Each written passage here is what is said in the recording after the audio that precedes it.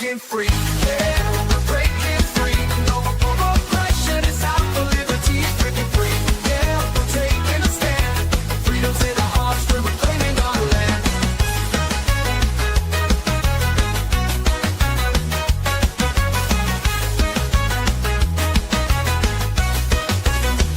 They try to silence us, but we won't be tamed. Voices getting louder, can't keep us in chains. We got the power, we got the might. Together we can shine, together we can fight. Feel the rhythm in your feet, it's time to stand tall. Raise your voice and shout, we're breaking down the walls. We're breaking free, yeah, we're breaking free. No more oppression, it's out for liberty. Breaking free, yeah, we're taking a stand. Freedom's in our hearts, we're reclaiming our land. They try to silence us, but we won't be tamed. Voices getting louder, can't keep us in chains. We got the power, we got the might. Together we can shine, together we can fight. Feel the rhythm in your feet, it's time to stand tall. Raise your voice and shout, we're breaking down the walls. We're breaking free, yeah, we're breaking free. No more oppression, it's out for liberty. Breaking free, yeah, we're taking a stand. Freedom's in our hearts, we're reclaiming our land. We're claiming our land,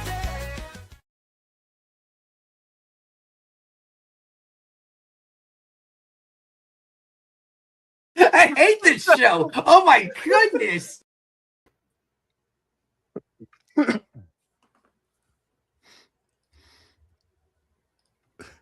That Frida still catches me off guard every time. Oh my God. Welcome to Are You Smarter Than a Politician? This is the political cage match where bold solutions win and bad ideas get wrecked. Tonight, power isn't just laws anymore. It's code, data, algorithms, and systems you never voted on. We're digging into money, surveillance, borders, policing, punishment, and consent, and asking whether technology is protecting freedom or locking it in. Joining us are three notable political minds and buddies of mine who care deeply about these questions and don't always agree on how power should be defined. No speeches, no dodging, just choices. Get ready, because tonight you decide who is smarter than a politician. Joining us, my buddy, he does the Aiming Up podcast and he runs Anarcho Syndicate Clothing, which is anarchosyndicate.com. And he also has Black Lives Matters merch on there. You can follow him on X at BGetsBetter. Brent Freeman, how are you tonight, buddy? I'm doing great, Free. Thank you so much for having me. I got one small correction, though. It's not Black Lives Matter, it's Black Guns Matter. So we got that collaboration with Maj Touré and the Solutionary Center and all that. So it's a little bit different thing there. Did I screw it up, or the slide's wrong? That's my bad. My bad. BGM, not BLM, whatever. Everyone knows what we're talking about. I think I've done that probably about 10 times on the show, but yeah, perfect. Yeah. Maj is an awesome guy. Black Guns Matter is awesome. They have great merch. You have great merch as well. Excellent. Anything else you want to plug? Just Aiming Up podcast. Trying to get the podcast going. I work for a big tech company, evil tech company during the day. Trying to not do that anymore. So help us out. Excellent. Well, thank you for joining us. Also joining us this time as his regular self, Kyle Davis. He's part of LP Alliance that's doing amazing work, bringing us all together in the Libertarian Party. His X handle I can never pronounce. It's like orifice something was here or Orcananus or something. I can't even read it. It's on the screen though if you want to follow him. And you can also follow the good people at LP Alliance at LP_allies. That was a stellar introduction. How are you tonight, Kyle? I'm pretty good. It's okay. Free's making fun of the guy that just had back surgery and is just getting over the flu because Free has no morals. It's just how it goes. That's true. Anything you want to plug? Absolutely. LP Alliance is doing a pretty big push starting soon, where we're trying to get 75 Povertarians to Grand Rapids. And so we're about to give a whole bunch of information about a really cool party that's coming out and it's going to happen in March. And so people should keep their eyes peeled on for that. We'll have a bunch of great libertarian speakers and kind of like a cooler telethon. Very cool. And yeah, I should have made the whole theme of the show kicking people while they were down, and then just made you the tackle dummy for that episode. But no, great to have you here. Hope glad you're feeling better, and hopefully you mend quick because we need you. Last but not least, just saw him in Georgia as well. Saw Kyle there. Just saw Sergio Ortega in Georgia. He is the chair of the Classical Liberal Caucus. On X, you can find him at Sergio for Liberty. How are you tonight, buddy? Dude, I'm doing amazing. I'm glad to be here on behalf of the caucus. Excellent. You're joining us from a high school dean's office? Yes, this is my high school dean's office. I've got pictures of Chase and all the rest. And my Trump is a pedo sign. Yeah. You could have done that in permanent marker, but yeah. And we're off YouTube. But darn. Glad to have you. Oh, I should ask you, anything you want to plug? Yeah, I mean, the Classical Liberal Caucus, we're in the process of our state convention plan. We're now showing up at California, Illinois, and Pennsylvania, Alabama, probably Texas, maybe Louisiana. So, I mean, as much as we can get some help, I'd really appreciate people going to the Classical Liberal Caucus, checking us out, and maybe seeing what they could do to help us out. Excellent. Yeah, definitely check that out. And just follow Sergio on X to find out that information. And last but not least, joining us as always, our lovely producer, Terry Batts. How are you tonight, Terry? Busy. How are you guys doing tonight? You ready to go? I certainly am, because they're already like putting all kinds of stuff in there. And congratulations, Chris. You're the only one that got the joke. 200 points to Chris. All right. And you can follow Terry and I on X. I am Smarter Game Show. She is Bat T76.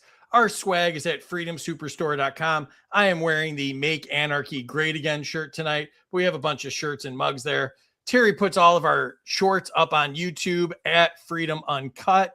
And our Friday night show is sponsored by Xano. If you're tired of surveillance coins dressed up as freedom tech, Xano is the real deal. Open source, enterprise grade privacy, scalable and secure. Build, spend, and tokenize any asset without the peeping eyes. Xano isn't just private, it's none of their business. And if you're new to this space, visit intro.xano.org to learn how Xano gives you the power to own your own data, your money, and your assets, all in one simple, secure platform built for real world freedom. And once again, that website is intro.xano.org.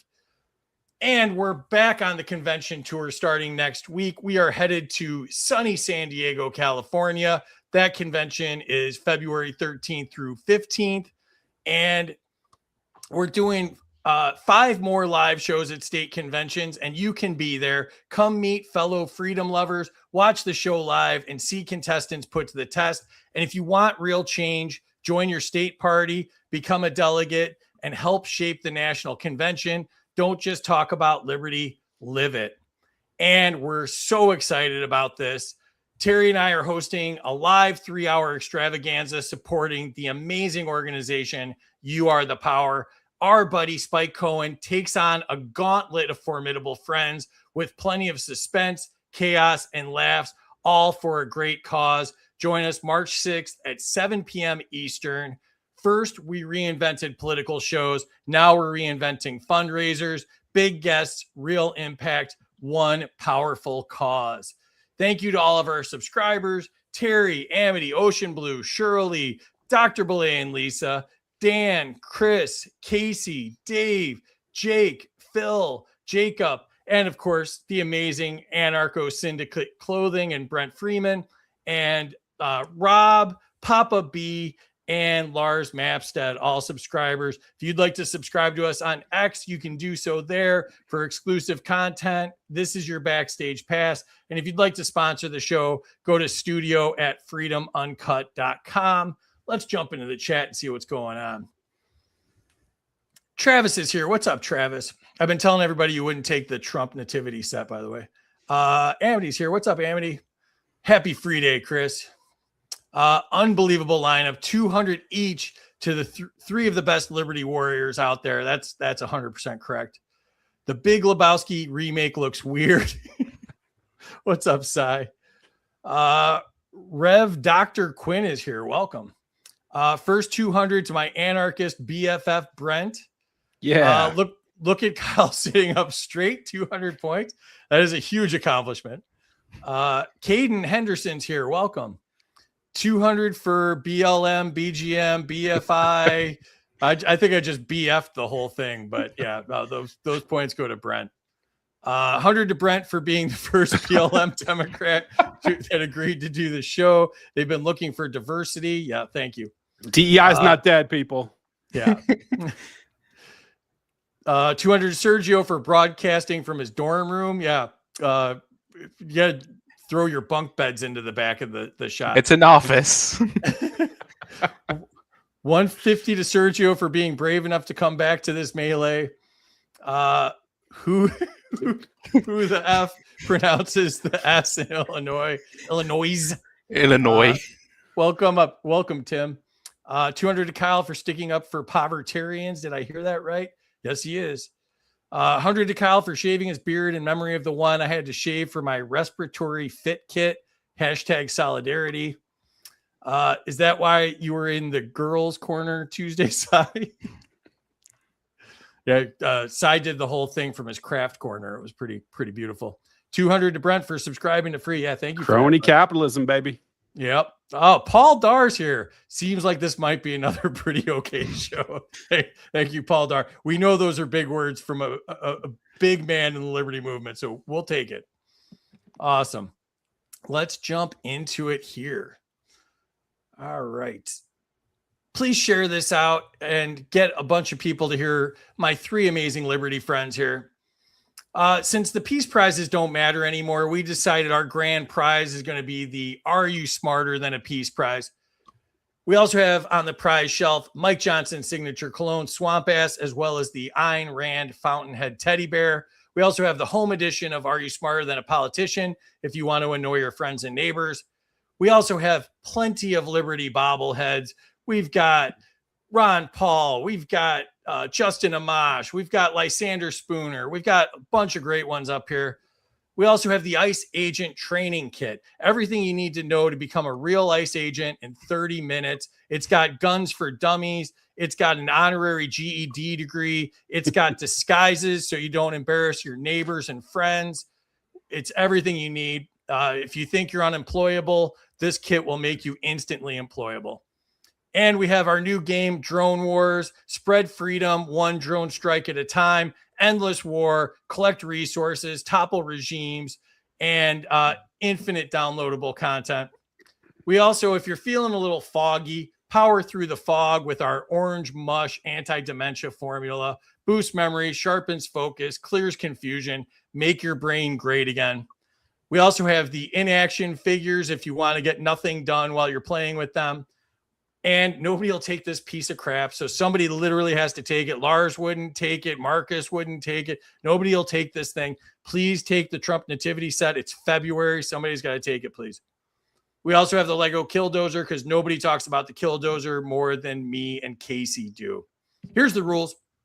I am the government. Whatever I say goes. Scoring errors count. Life isn't fair. Suck it up, Buttercup. Nobody cares. The rules are you have one debate, one filibuster. If you can't abide by the rules and give us a quick answer, you have one veto, a tariff, redistribute an answer, and everybody starts off with negative 500 points because the government gets paid first.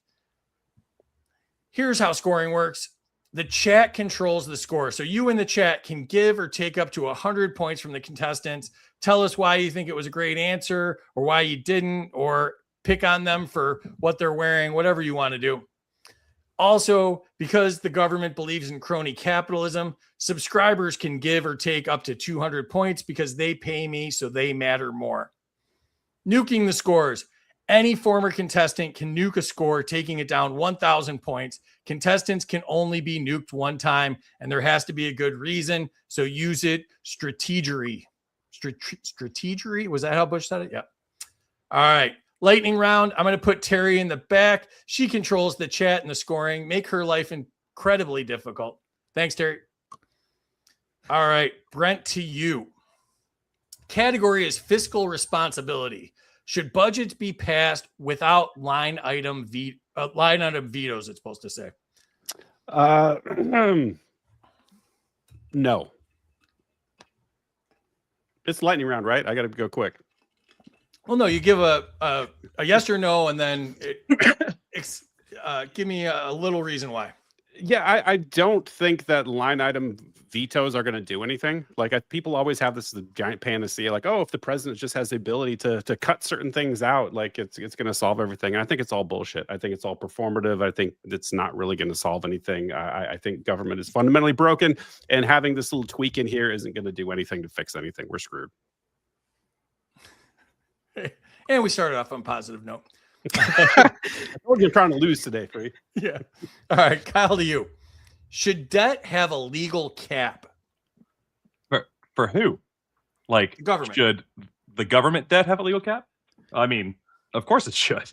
The government shouldn't be able to have debt because the government doesn't make money. If someone doesn't make money, they shouldn't be able to have debt. Generate value. Ooh, you had me with the arm motion. That really sealed it for me. Sergio, to you. Should technology reduce government size? Yes, we should use the flock cameras on our government officials and track their every movement. We had a feisty group tonight. This is going to make my life a little harder, but I'm in for it. Brent, back to you. Category is budget transparency technology. Should budgets be machine readable? Oh, I would say yes. Like if you're going to live in the paradigm that we're living in, it would be great to have machine readable budgets, because right now we've got no transparency in anything. We have no idea where any of this money is going. The public is completely in the dark. Yeah, I asked Massey one time. I said they should give you at least a spreadsheet or something, so when we look at these things, we can see where the money's going. Why don't they do that? And I go, wait, I just answered my own question. Never mind. But yeah, I'm with you on that. Kyle, to you. Should spending be visible in real time? Oh yeah. Like the only times things shouldn't be immediately open to everybody is if there is an actual operation that has been like approved by Congress in an actual wartime moment. Anything that is happening with our money, we should know about as it's happening before it happens. Realistically, this is like they're effectively contractors. We're asking for things that are going on, and as they are forced to buy anything extra, we should see those line items just like we would for someone who's working on anything in our house. Agreed. Sergio, to you. Should hidden spending be illegal? Oh, yeah. I mean, if I hide spending on my own credit card, I get in trouble from people at home. So I don't understand why the government gets a free pass to spend whatever they want. I agree. Brent, back to you. Category is government corruption. Should corruption be treated like treason? Oh, that's a tough one. It's like, define corruption. I think government is corruption. These people go to DC and they operate with exactly the opposite ethics that the citizens are held to. So I think, government itself is corruption. If you're in a government paradigm and you're talking about whatever the layperson might consider corruption, then yes, like we can end them. So that would be great in my view. Like I talked to Amity this week, and I'm like, I've altered my view on the death penalty. For government employees, 100%. I'm on board with that one. For citizens, no. Like Sean Collins calls it Christmas ornaments, right? There you go. Yep. Kyle, to you. Should politicians be banned from trading stocks? Oh, man. I think politicians should be banned. But in seriousness on this one, politicians are people. So the rules for trading stocks should be the same for the politicians as they are for people. The thing is, if we have insider trading laws and everything for people, those should apply for Congress too. If we're not going to have that, then it shouldn't really be there for Congress. We need some kind of consistency in this. But the problem is that government has no consistency, so just get rid of the politician. Totally. Sergio, to you. Should whistleblowers be protected? Absolutely. Oh yeah, I mean, we can't see half the things our government does, so whistleblowers are pretty essential. No doubt. Brent, to you. Category is Bill of Rights usage. Should rights require government permission to exercise? That's a ridiculous premise. Rights are inherent. These are things that are part of your body, your property. You own yourself, and you can exercise these rights. You don't need permission from another human. It violates Aristotle's law of identity. A equals A.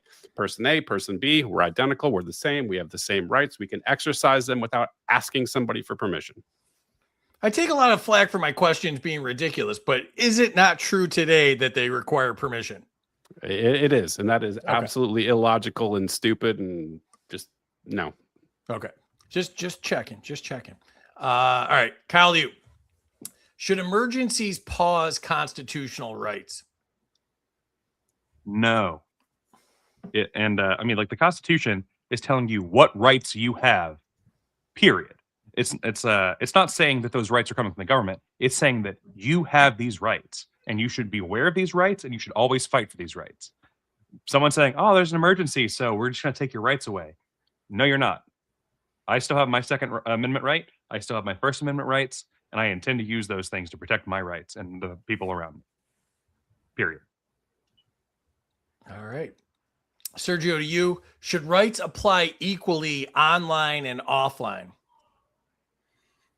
Yeah, I mean, there's no difference between using the First Amendment on a computer and like going down to your town square and protesting. A right's a right is a right, or whatever. I like it. Back to you, Brent. Category is due process.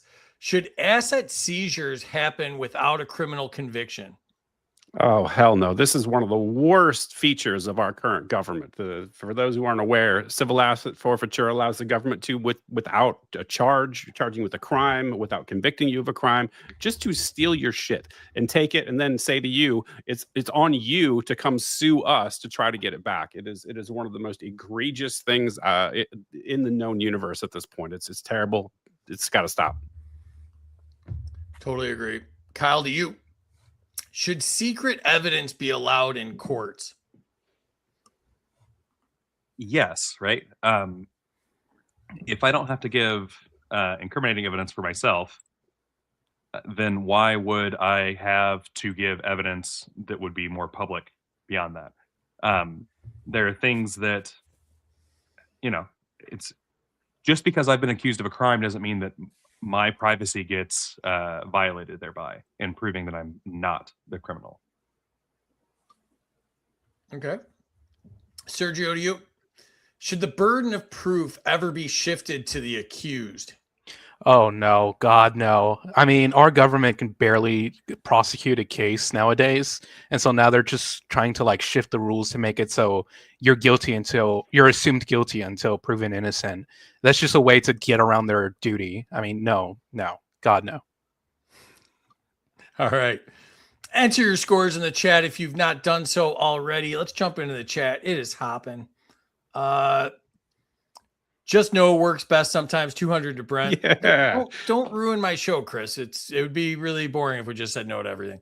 Mark Sims is here. What's up, Mark? I think Mark's running for office in Texas, and I'll see him in a couple of months. 100 to Brent for broken government.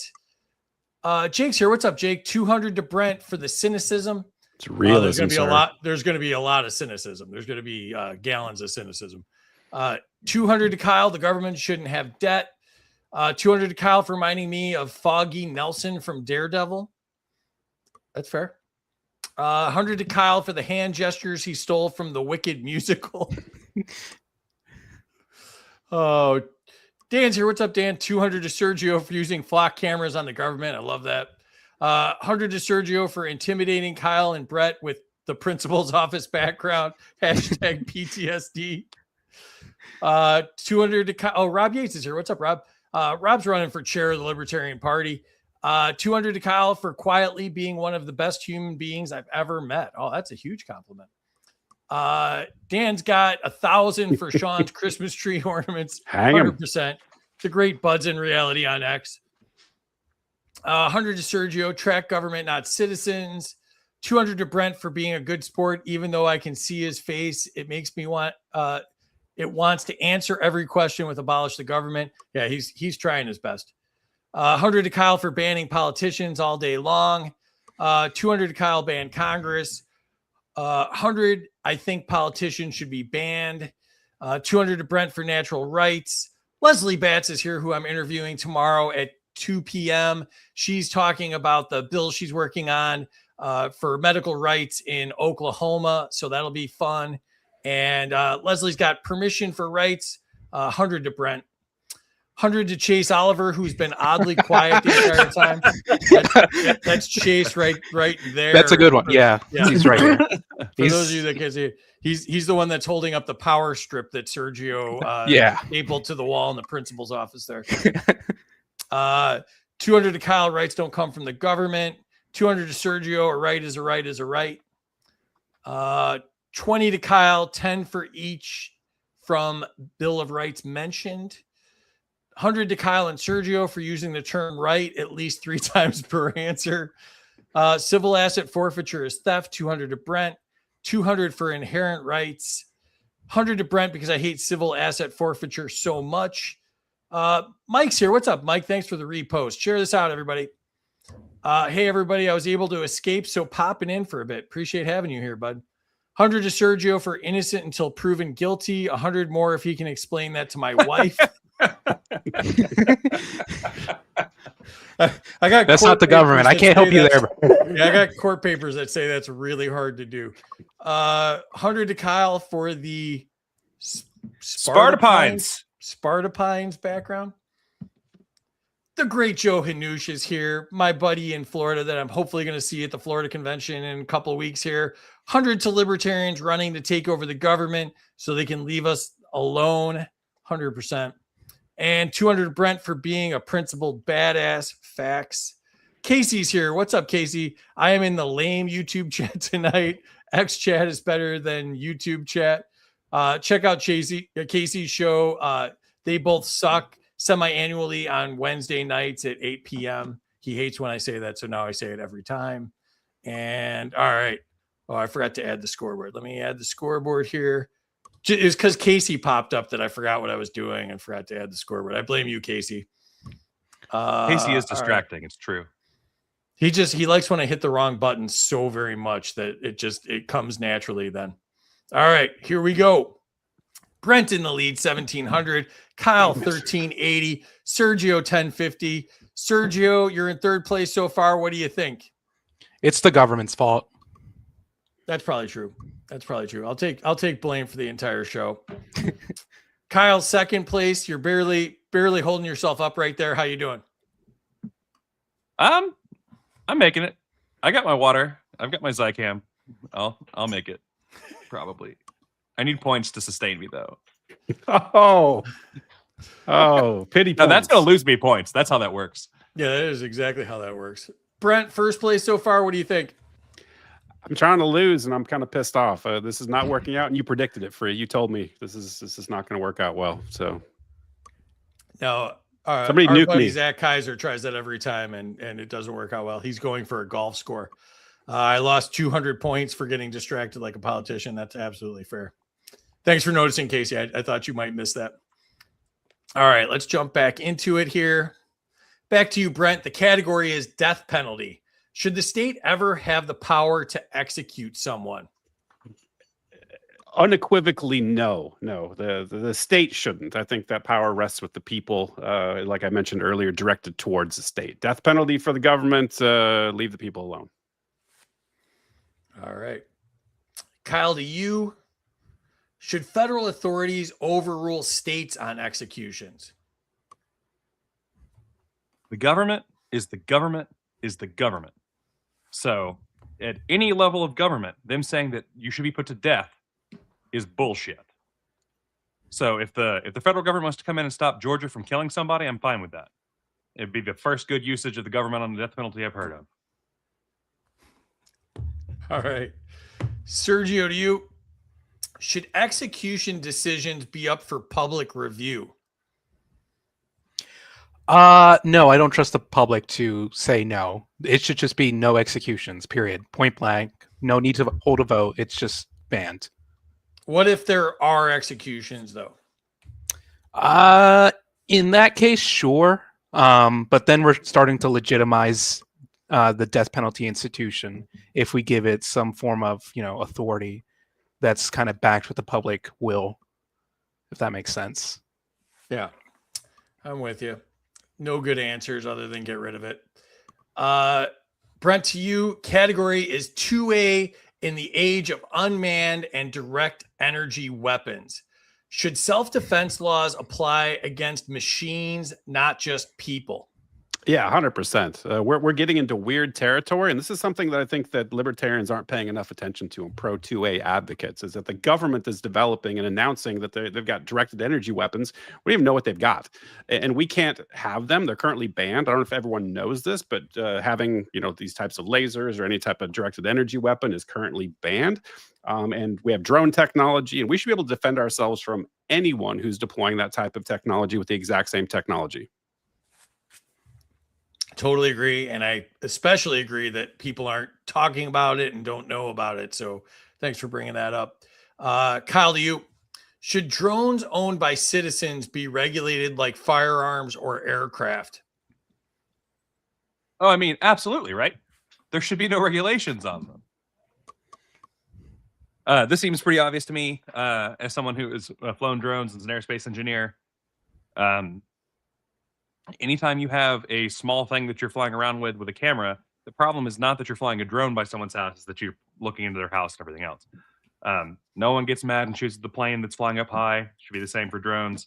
Your firearms, the government has no right to know what you have and don't have. Your property is your property is your property. Totally agree. Sergio, to you, should weapon laws change because technology has advanced? Yeah, I mean, the government shouldn't be able to own weapons based off technology. Like that's what should change. It's not what the citizen can own that needs to change. It's what the government can own.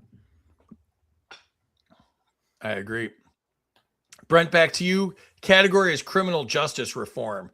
Should prosecutors be personally accountable for misconduct? 100,000,000%. The prosecutorial misconduct in this country, the way they railroad innocent people that they know are innocent. And we have a laundry list of these people we can think of off the top of our heads. And those are just the tip of the iceberg.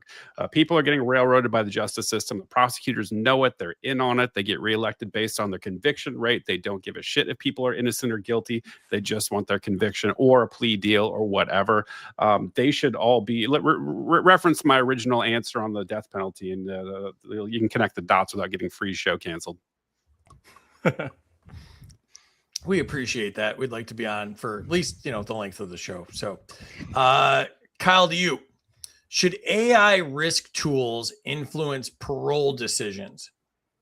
Fuck no. For the people who aren't aware of this, these are algorithms that the people who made them don't understand. They don't understand how the things are working because they've trained it on a model of people and said, okay, there you go. We don't know how it works, but we think it's going to know better than any human or even you if you're going to commit more crimes and things, so we're going to keep you in prison more. That is nonsense. As a matter of fact, as a general rule, the government shouldn't be using AI on citizens ever. They have no reason to make up shit about me, which is what AI does. It hallucinates things. No one should get to hallucinate about me and make that fact. That's insanity. Insanity. Absolutely. Sergio, to you, should prisons be run for profit? No. Whenever we have a for-profit prison, almost always it ends up having just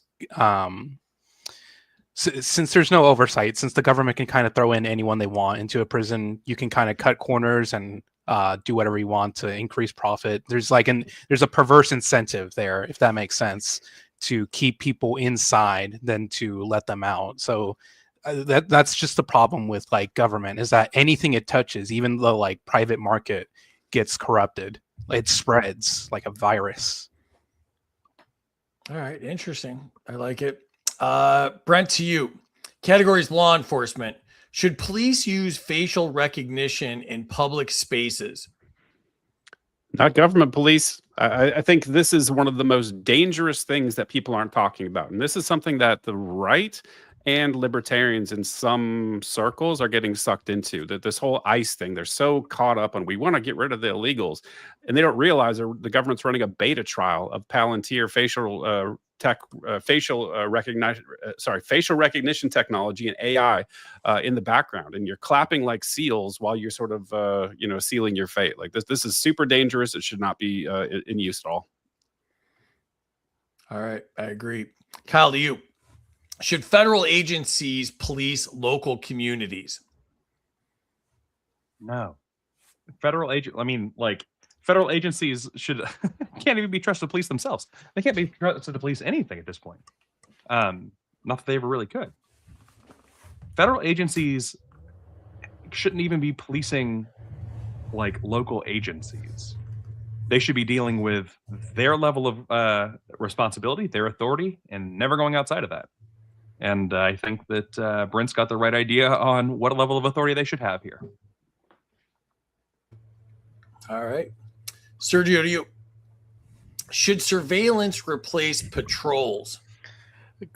Just that question makes me so gross because I know how Georgia is and how that's becoming our reality.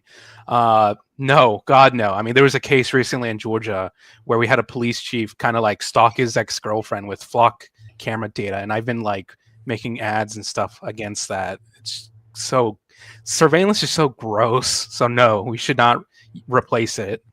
We should not use it to replace patrols. I tell you, I've seen like a dozen articles without even searching for them about police stalking women with surveillance tools. And, so everybody that's voting for it, that you might be voting for that too. Just FYI. Totally agree. Brent, to you, categories police reform. Should body cameras be mandatory at all times? In this current paradigm with the government policing situation, with all these incidents that happen, I would say yes. And they should be forced to be on at all times. This sort of shutting them off and doing this nasty shit, like that's got to stop. I think this is the only way we have some visibility into doing a post hoc analysis of any type of police encounter. And in this current paradigm, like I said, I want private policing. I don't want this. But in our current paradigm, I would say yes. I'm in favor of surveillance on all government employees at all times. So I'll take your answer and take the over on it. So you're suggesting that Congress should also have body cams, and we can choose which one we're doing, like race footage. Yep, 100%. Dude, I'd watch a live stream of just Thomas Massey walking around Congress. Get to choose your fighter. All right, Kyle, to you. Should police unions override public accountability? No. Police unions should not have ever been able to convince the government to do anything. Police unions being able to say that, qualified immunity. No such thing. You're doing a job, you do a bad job of it, there are repercussions. That's how it is. Every cop's an individual. They should be treated that way. As the system is now, cops get treated as some unit where they're all magical, fairy dust, perfect people, and that's ridiculous. The police unions are one of the worst things that have happened in the country. Totally. Sergio, to you. Should community oversight boards have firing power? Yeah, especially in Atlanta, there's always constantly some police officer who makes a mistake, and it's like something that's blatantly obviously wrong, but then police unions or the police chiefs here almost always come to the defense like, oh, he's a rookie, or oh, he's a veteran. Apparently you can't be fired if you're too new, you can't be fired if you're too old, you can't be fired if you're in the middle because you're just settling in. There's almost never a good time to get fired. So that's why we need civilian oversight boards to do it, because they're not gonna give cover to their friend. They're going to fire the cop who needs to be fired. Yeah, he only shot the unarmed mom 3 times, that kind of stuff. He was having a bad day, clearly. Yeah. Enter your scores in the chat if you have not done so already. 100 to Kyle for points sustenance. Oh, here we go. That worked out. That Pity worked out. points. Come on. Here we go. 100 to Kyle to sustain. Minus 100 to Kyle for asking for. Here we go. Paul Dar being principled. Michael's here. What's up, Michael? 100 to everyone because I'm magnanimous. You're also magnificent, by the way. Jonathan's here. What's up, Jonathan? 100 to Kyle, deregulate everything. 100 to Kyle for property is property is property. 200 to where did I go? 200 to Brett for crooked process. He's hiding the points. I'm like Casey 2.0 now. You're starting to misspell my name. This is great. Yeah. 200 for the first to say ban the CCP. Ban the CCP. There we go. 100 to Brent for looking a ton like that musician YouTuber Become the Night and confusing me. Don't know what that is. Is it because of the backwards cap? 100 for no prisons as business. 200 to Brent, no police facial recognition. 100 to Brent, F Palantir. 200 to Brent, no facial recognition. Minus 200 to my customers for making me miss the show. Yeah, that's fair. 200 to Sergio, surveillance is gross. 200 to Sergio, surveillance is gross. 100 to Sergio, I should have never dated that cop. Yeah, that's absolutely fair. Cy gets catfished every week on the show, so that happens. 200 to Brent, body cams at all times, except when they're peeing. I don't want to see that. Yeah, but that's how we get some people tax do. revenue. 200 to Sergio, Massey live stream. Only cops. The golden shower power hour in Congress. I think a lot of the politicians there'd be nothing to see while they're peeing. Just throwing that out there. But Pee the blue. 100 to Brent, body cam at all times. 200 Sergio, Massey body cam. Settle down, Amity. Settle down. Samantha Jones is here. Welcome. So can we keep an eye on our crooks in Congress? That's what I'm advocating for. Absolutely. 100 to Kyle for congressional body cams. Senators gone wild.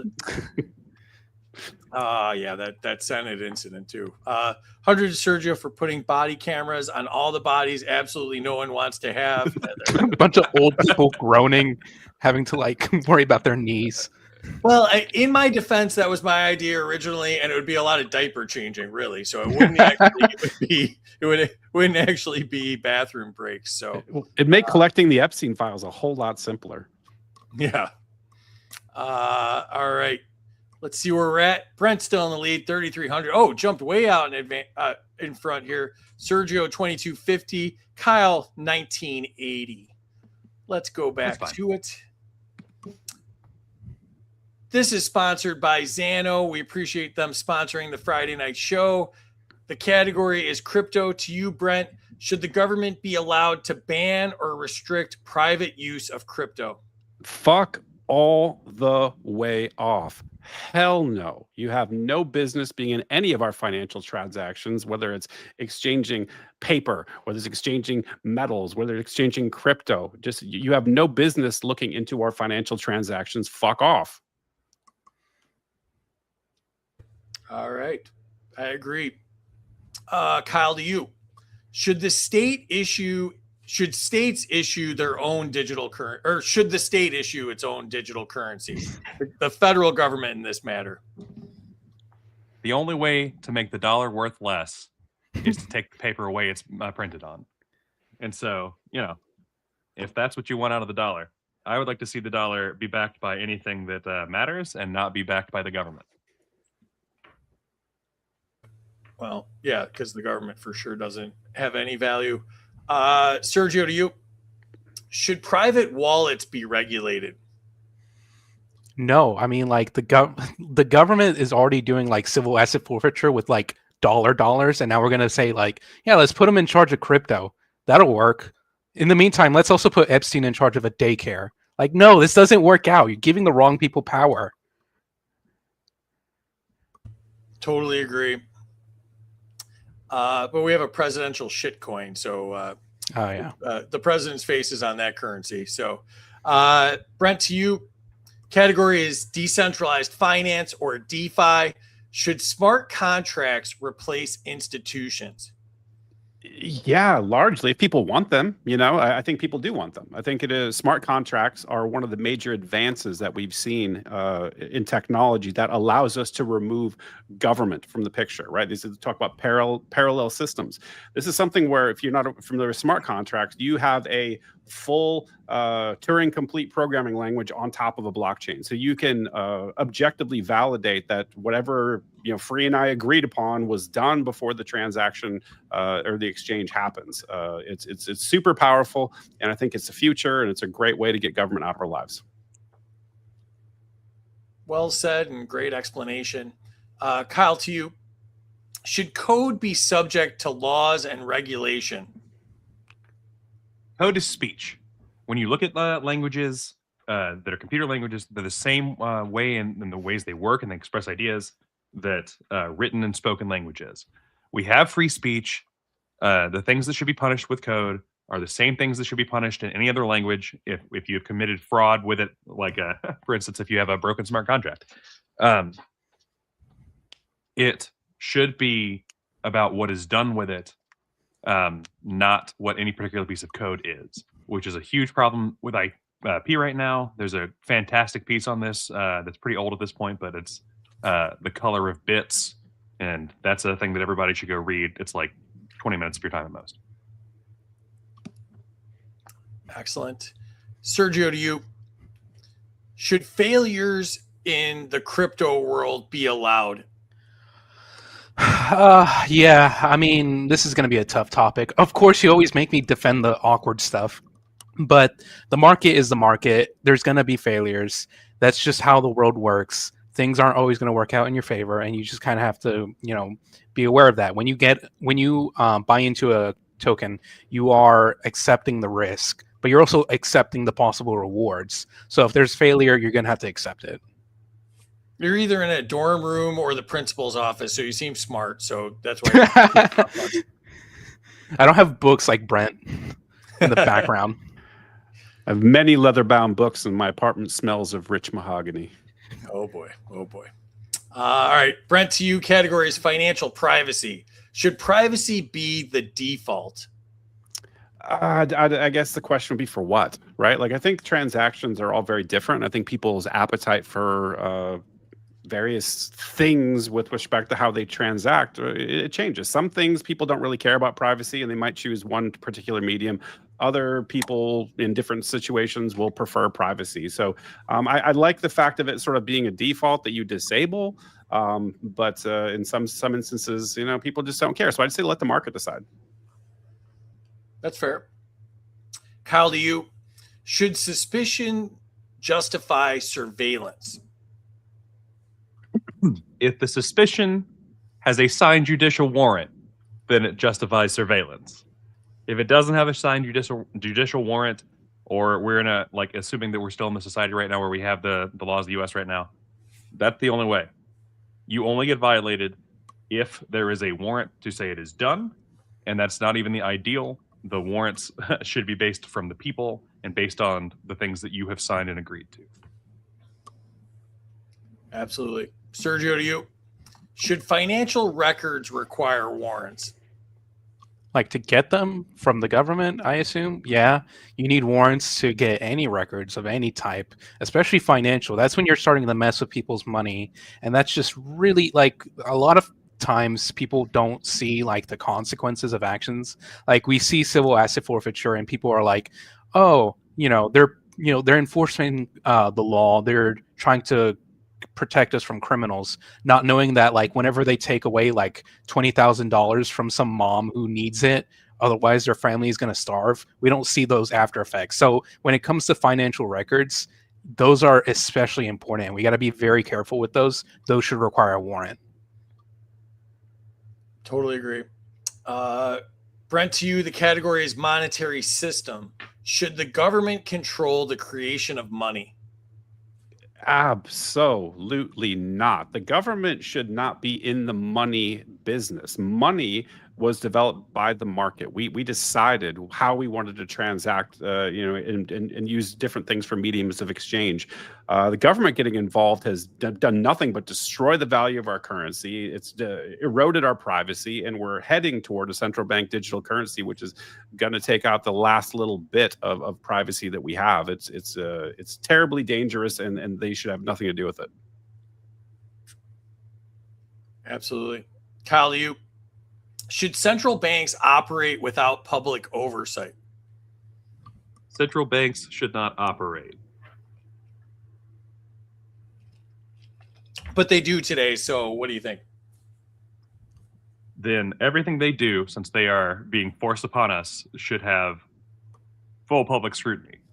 There should be huge public oversight on them. If the bank is the government, then like everything else in the government, we should see everything. We don't really have fully private or public banks right now. The entire banking system is a fucking nightmare.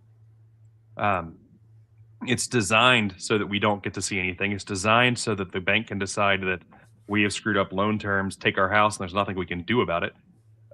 It's designed so that if they destroy the system and crash the system, that we are the only ones that catch or holding the bag or left holding the bag. You know, if a bank goes to go under, the government steps in and bails them out. If we go to go under, the bank comes and takes our house. That means that the bank is part of the system that has the monopoly of force, which means the bank is the government. The government should not be able to operate in any way ever without us being able to see what they're doing. Totally agree. Sergio, to you, should financial crises justify emergency powers? Oh, boy, no. Again, I'm defending the awkwardness. There is no emergency that would justify, like, okay, if in the hypothetical situation, tomorrow night, civil war breaks out and the government's first decision is to immediately crack down on crypto, they're immediately focused on the wrong thing. No, they don't need emergency powers and to control the market. They don't need emergency powers to oversee crypto in an emergency. You can easily manufacture an emergency. So like, no. All right. Brent, to you, category is parallel systems. Should people opt out of state systems? Yeah, I think they should. They legally can't. You know, like you go back to the beginning with Lysander Spooner. He ran a postal service way better than the government, and they made that shit illegal as hell. Every single thing that we want to do to create a parallel system, the government's going to make illegal. And I say, do it anyway. Fucking do it anyway. That's the only way out of this. Okay. Kyle, to you. Should alternative systems be legal? Yeah. Anything that you want to do, anything you want to do between you and another consenting adult in any way should be legal. As long as you aren't harming someone through force or fraud, the government shouldn't have any say in it. Okay. Sergio, to you, would competition from alternative systems improve governance? Oh, yeah. I mean, if I was able to opt out of my local city government, I promise you I would have done that so long ago. I hate those guys so much. But the fact that I have no choice but to do business with them is why they continue to suck. I mean, I hate the government. I just hate the government. All right. Enter your scores in the chat if you've not done so already. For Orwellian points to Kyle. Usually only Cy screws me up like that. 20 to based Brent. Absolutely zero regulation on currency at all. 200 F all the way off points to Brent. 100 to Brent for the swear jar. There we go. 200 Brent. The government needs to stay the F out of our financial transactions. 100 to Kyle for sound money. 200 to Kyle, fiat currency is awful. 100 to Kyle for not devaluing my Shroot bucks. 200 to Sergio for not allowing Epstein to run a daycare. That would be a bad idea. LMAO, points to Sergio, put JE in charge of a daycare. No, that's not what we're doing. See how the telephone tree works here? Points to Sergio for mentioning the Epstein files the Republicans wouldn't shut up about until recently for some reason. Wonder why. Show them your sign, Sergio. I'm surprised nobody has commented on it. Maybe it's not legible enough.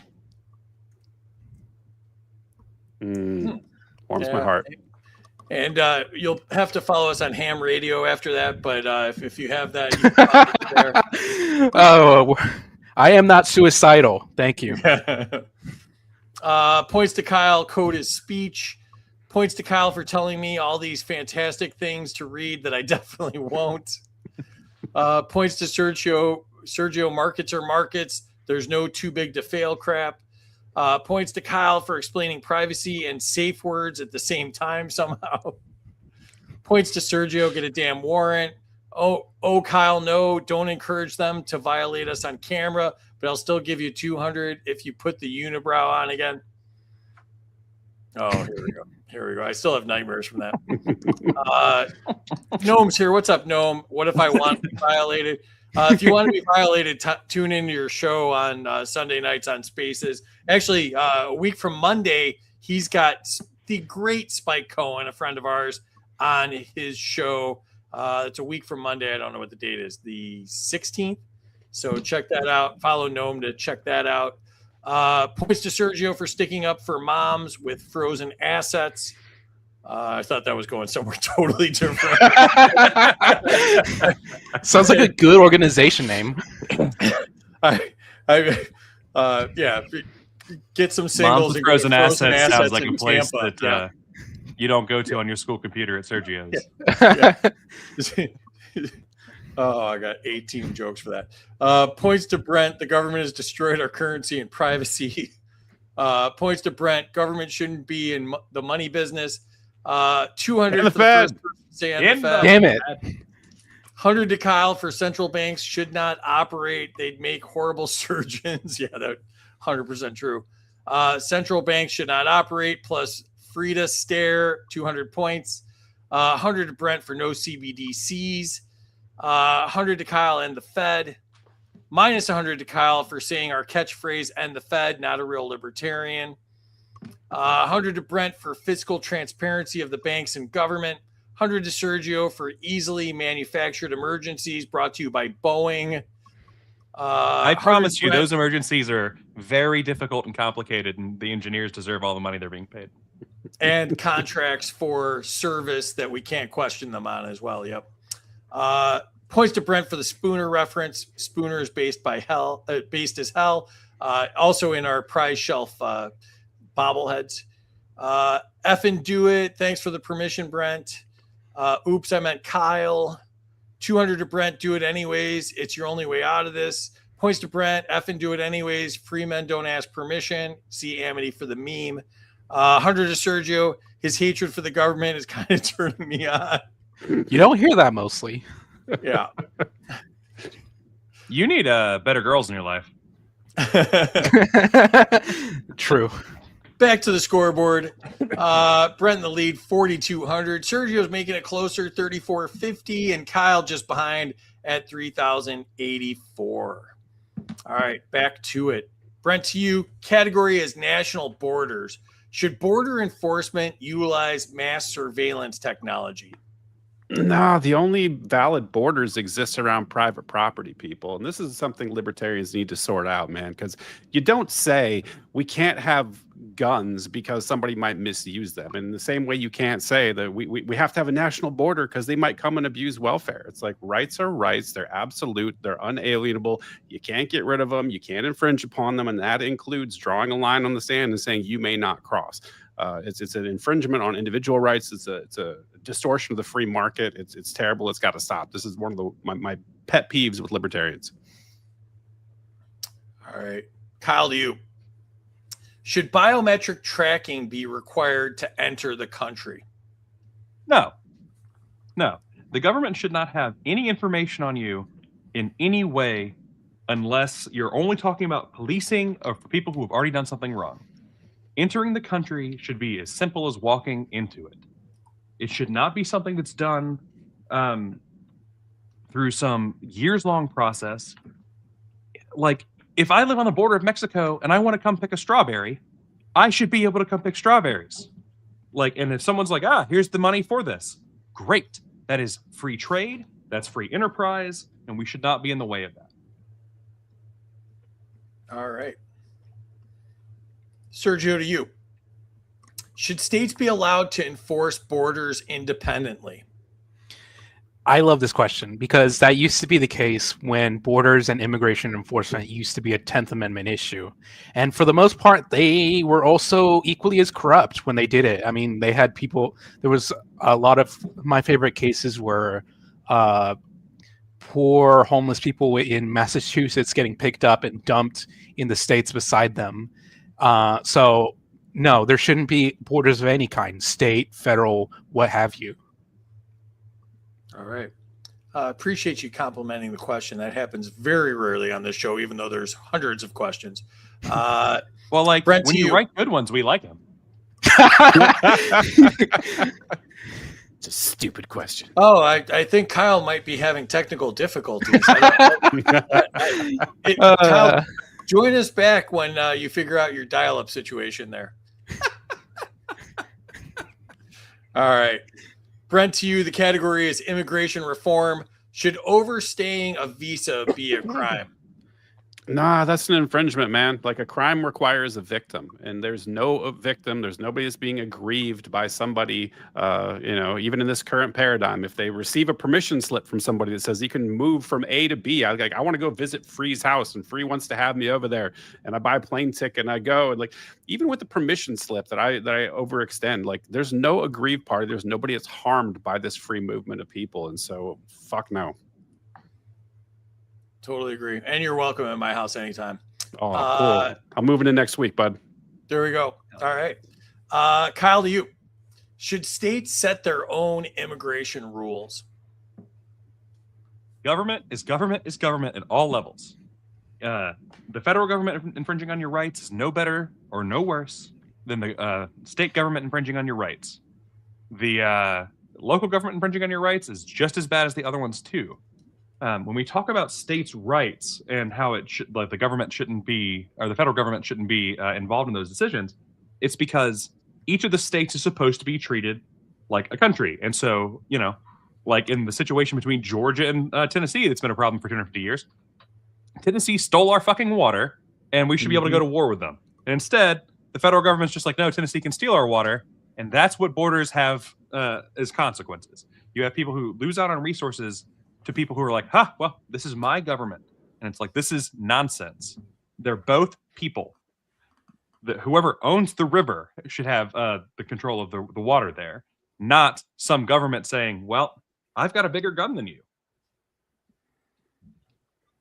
I'm with you. Sergio, to you. Should work authorization be easier than residency? Yeah, I love how awkward our government is set up, where you can come here and work, but you can't be a resident, and you can come here as a resident and maybe have work permission. I don't know. It's just such an interesting system. So honestly, residency should be as easy to get as work permission, in that you don't need permission. Yeah, the same government that can't figure out who's on the Epstein files 20 years later is going to figure out whether people are suitable to work in a decent amount of time, right? Aren't the criminals, right? Yeah. And, criminals deciding who's criminals. That's an interesting paradigm in itself. Back to you, Brent. Government surveillance and privacy rights is the category. Should the government need a warrant for metadata?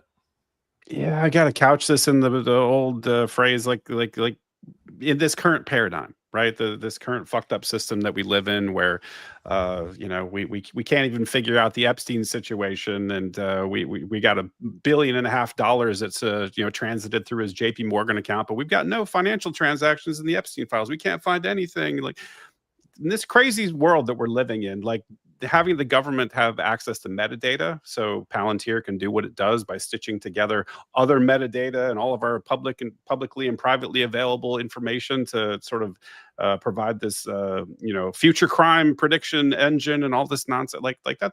Fuck off with that. Like, no, they should not have access to that. I guess with a warrant, yeah, I guess so. I'll grant it in this current paradigm, but as a general rule, they shouldn't have access to anything.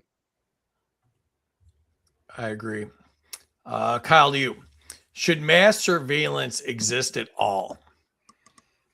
Depends on what you consider mass, because like if you have a big enough mall, maybe that mall's got cameras inside of it, but not anything that's on the government scale, not anything that's on a country scale, and not anything that's on your private land or anything else.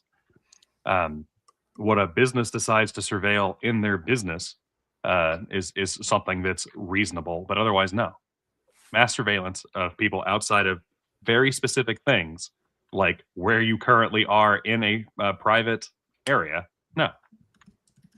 Amity's got a good point that any mass surveillance any surveillance in Massachusetts is mass surveillance.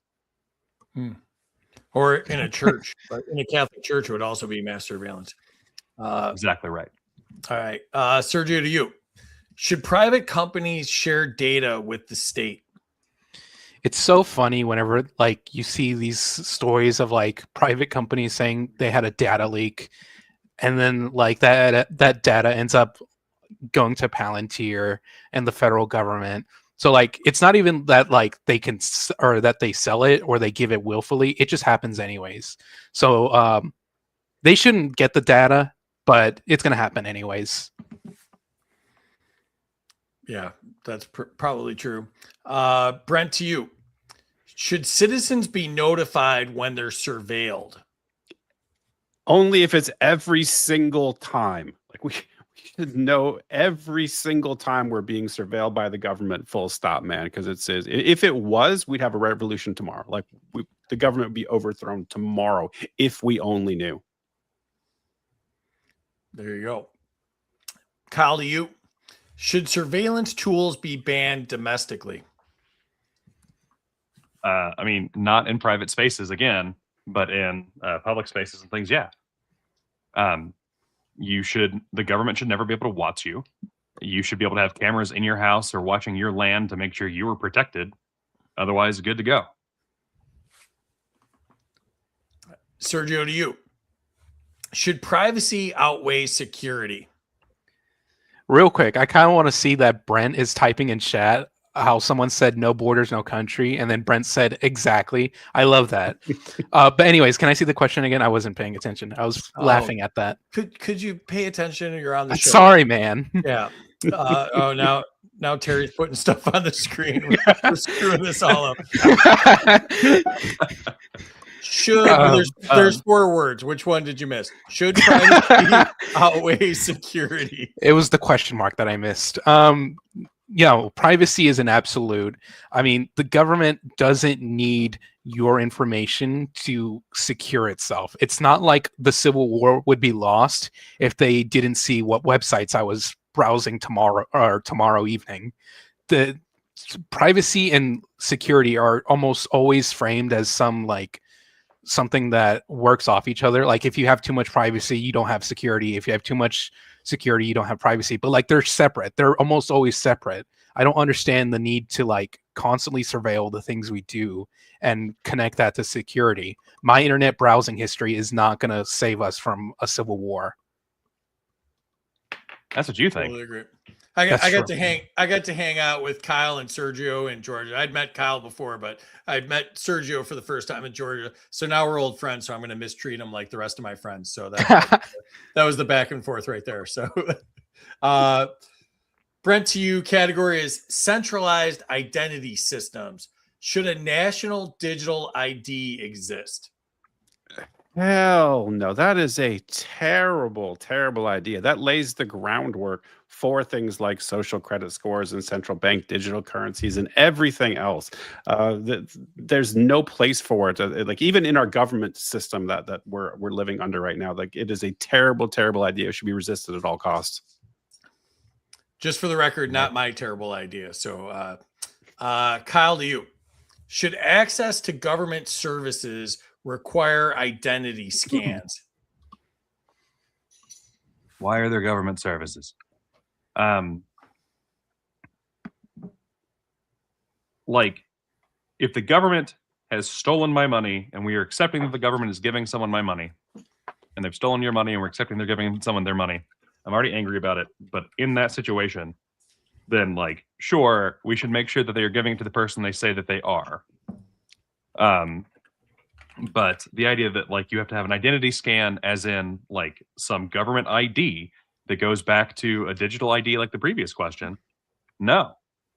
The government should not have any way to say that you are your social security number, for instance.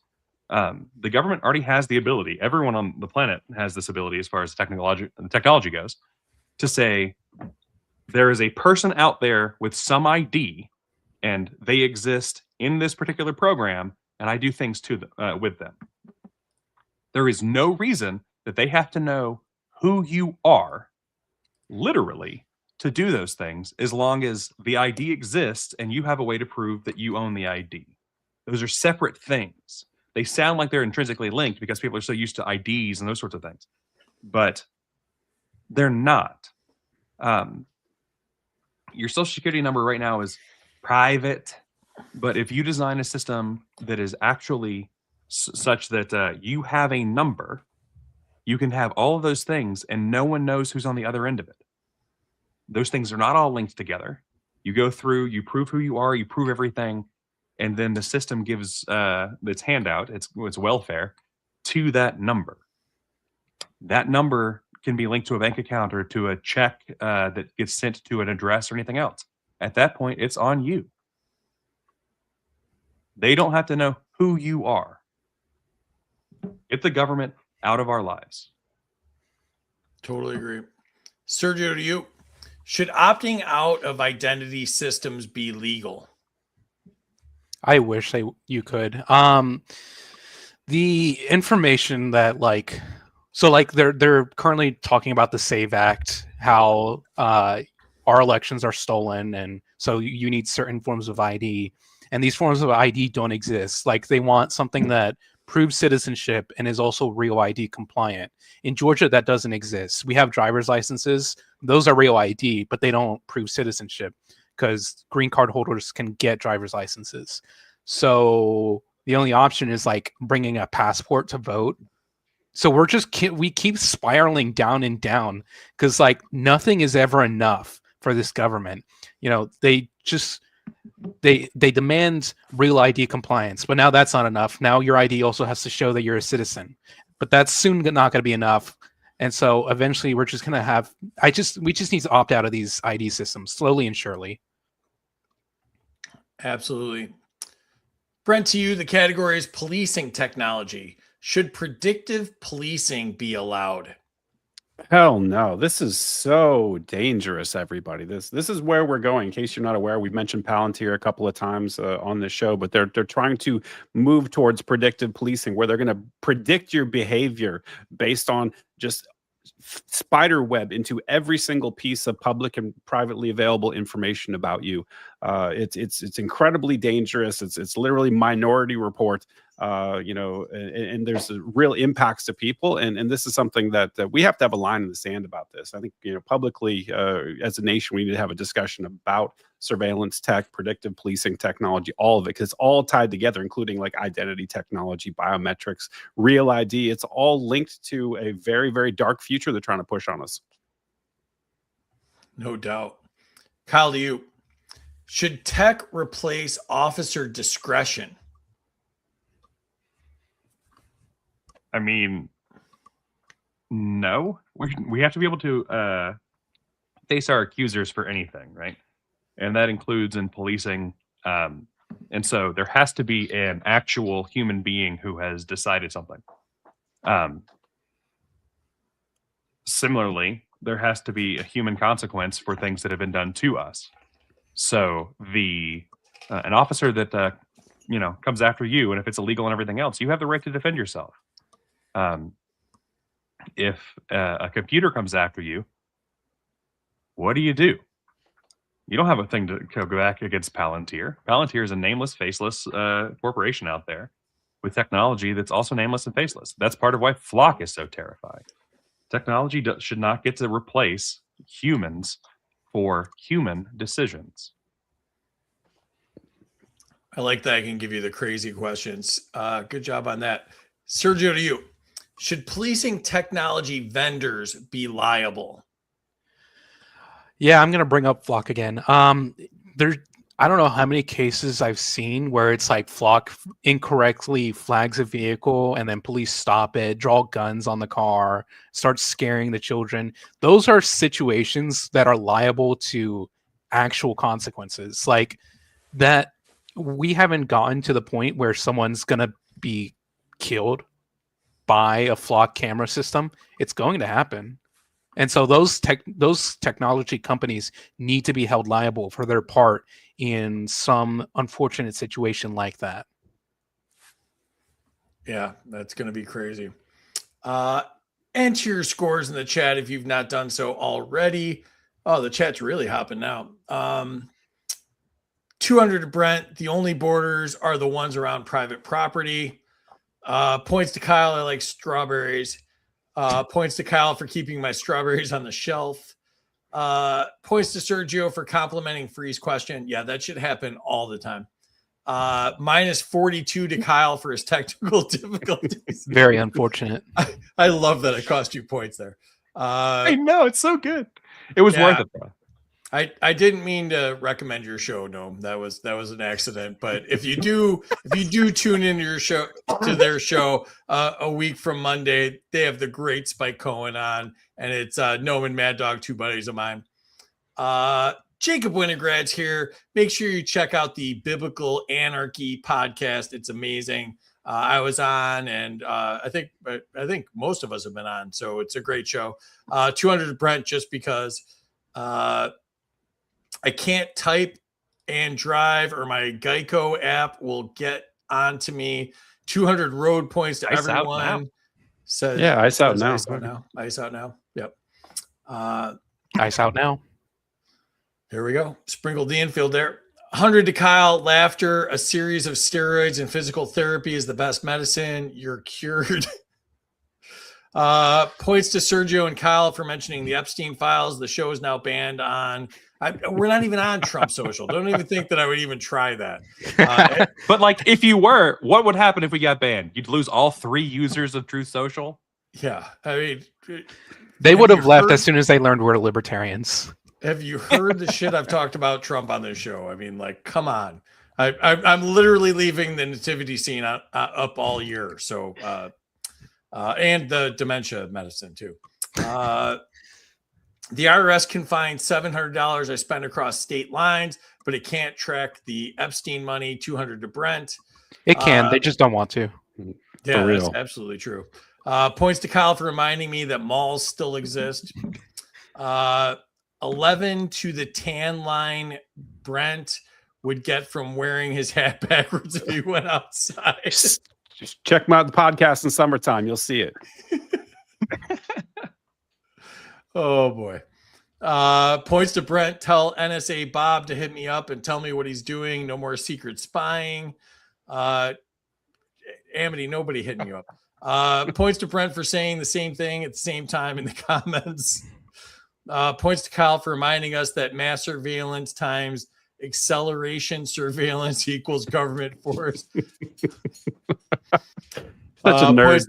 I mean, realistically, it's the rate of change of velocity surveillance. God. See, scientific sometimes makes the Cross show better. math. Sometimes scientific completely ruins the show. All right.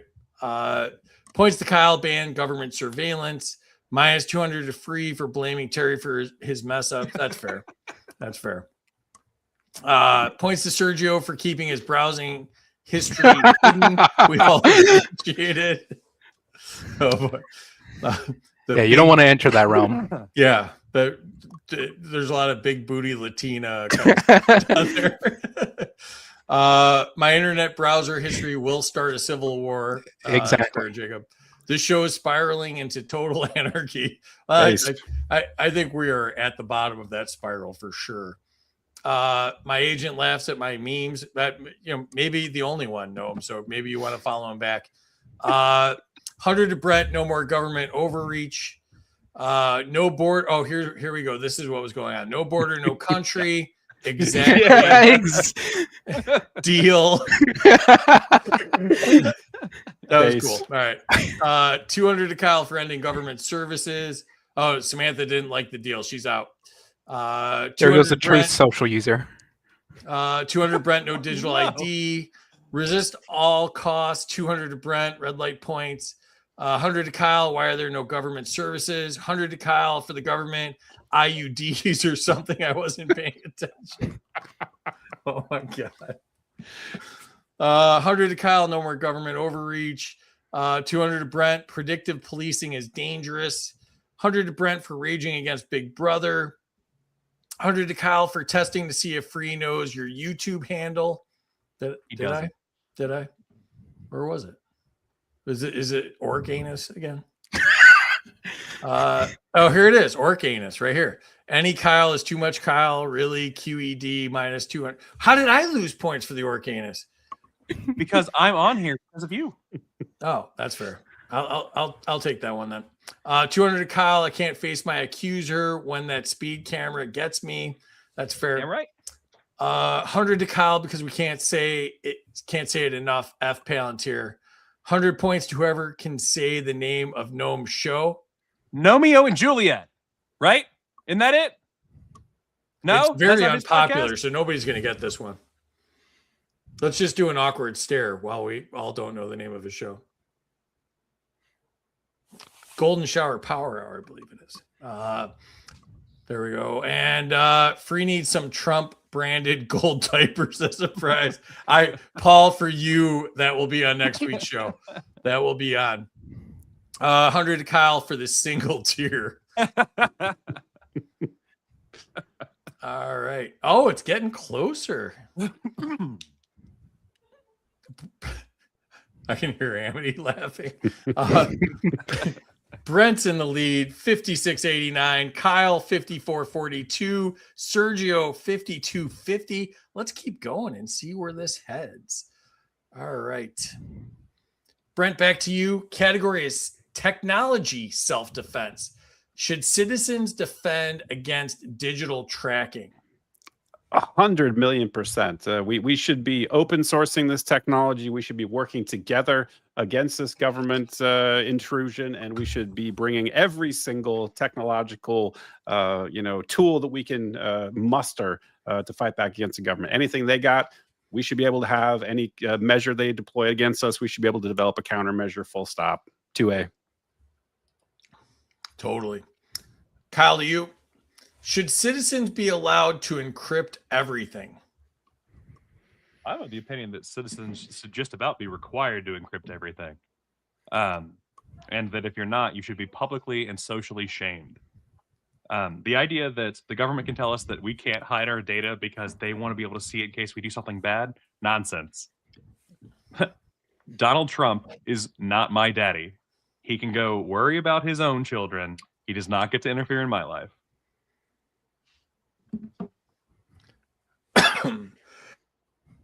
Sorry for the cough there. I'd like to encrypt Sergio's browser history. I don't even know why at this point. Sergio, to you. Should the state control encryption? Oh, no. I would not trust them with any encryption keys or whatever. They would soon lose it or like publicly expose it.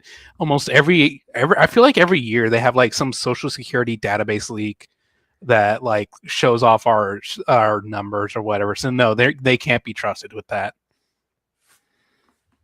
All right. Brent, back to you. The category is the future of consent. Should consent be assumed or explicit? Oh, dear God. Of course it has to be explicit. It has to be explicit across every single domain of interaction between human beings. We naturally understand this, like with sexual relations. Like you have to have consent. Otherwise, you're like some creepy rapist pedo guy, and you might end up becoming president someday. But you know, like we don't extend this to every other thing, like with governments. Like we just assume consent. The government's like, well, we say that we own you and we can rule over you, and because it says so on this magic piece of paper over here called the Constitution. Like we run you. We don't have to ask you. You can show up and vote if you want to. If not, we're just going to assume that you agree with everything. It's terrible, man. Like I don't understand what is so controversial about voluntary interactions between people and consent. It is one of my hot button issues. People just accept it. It's so broadly accepted that we don't need consent, and it's just it's very, very weird. I love that you did the Ryan Woodcraft and added a B to that word. So shout out to Ryan Woodcraft on that. Kyle, to you. Should silence equal agreement? No. I know it's been memed to death on the no means no versus yes means yes debate, but I think that yes means yes is the only way to handle things in general. And, you know, that ties back to what Brent said. So I'm jealous that he got to answer first on this one because he was spot on. Consent is consent.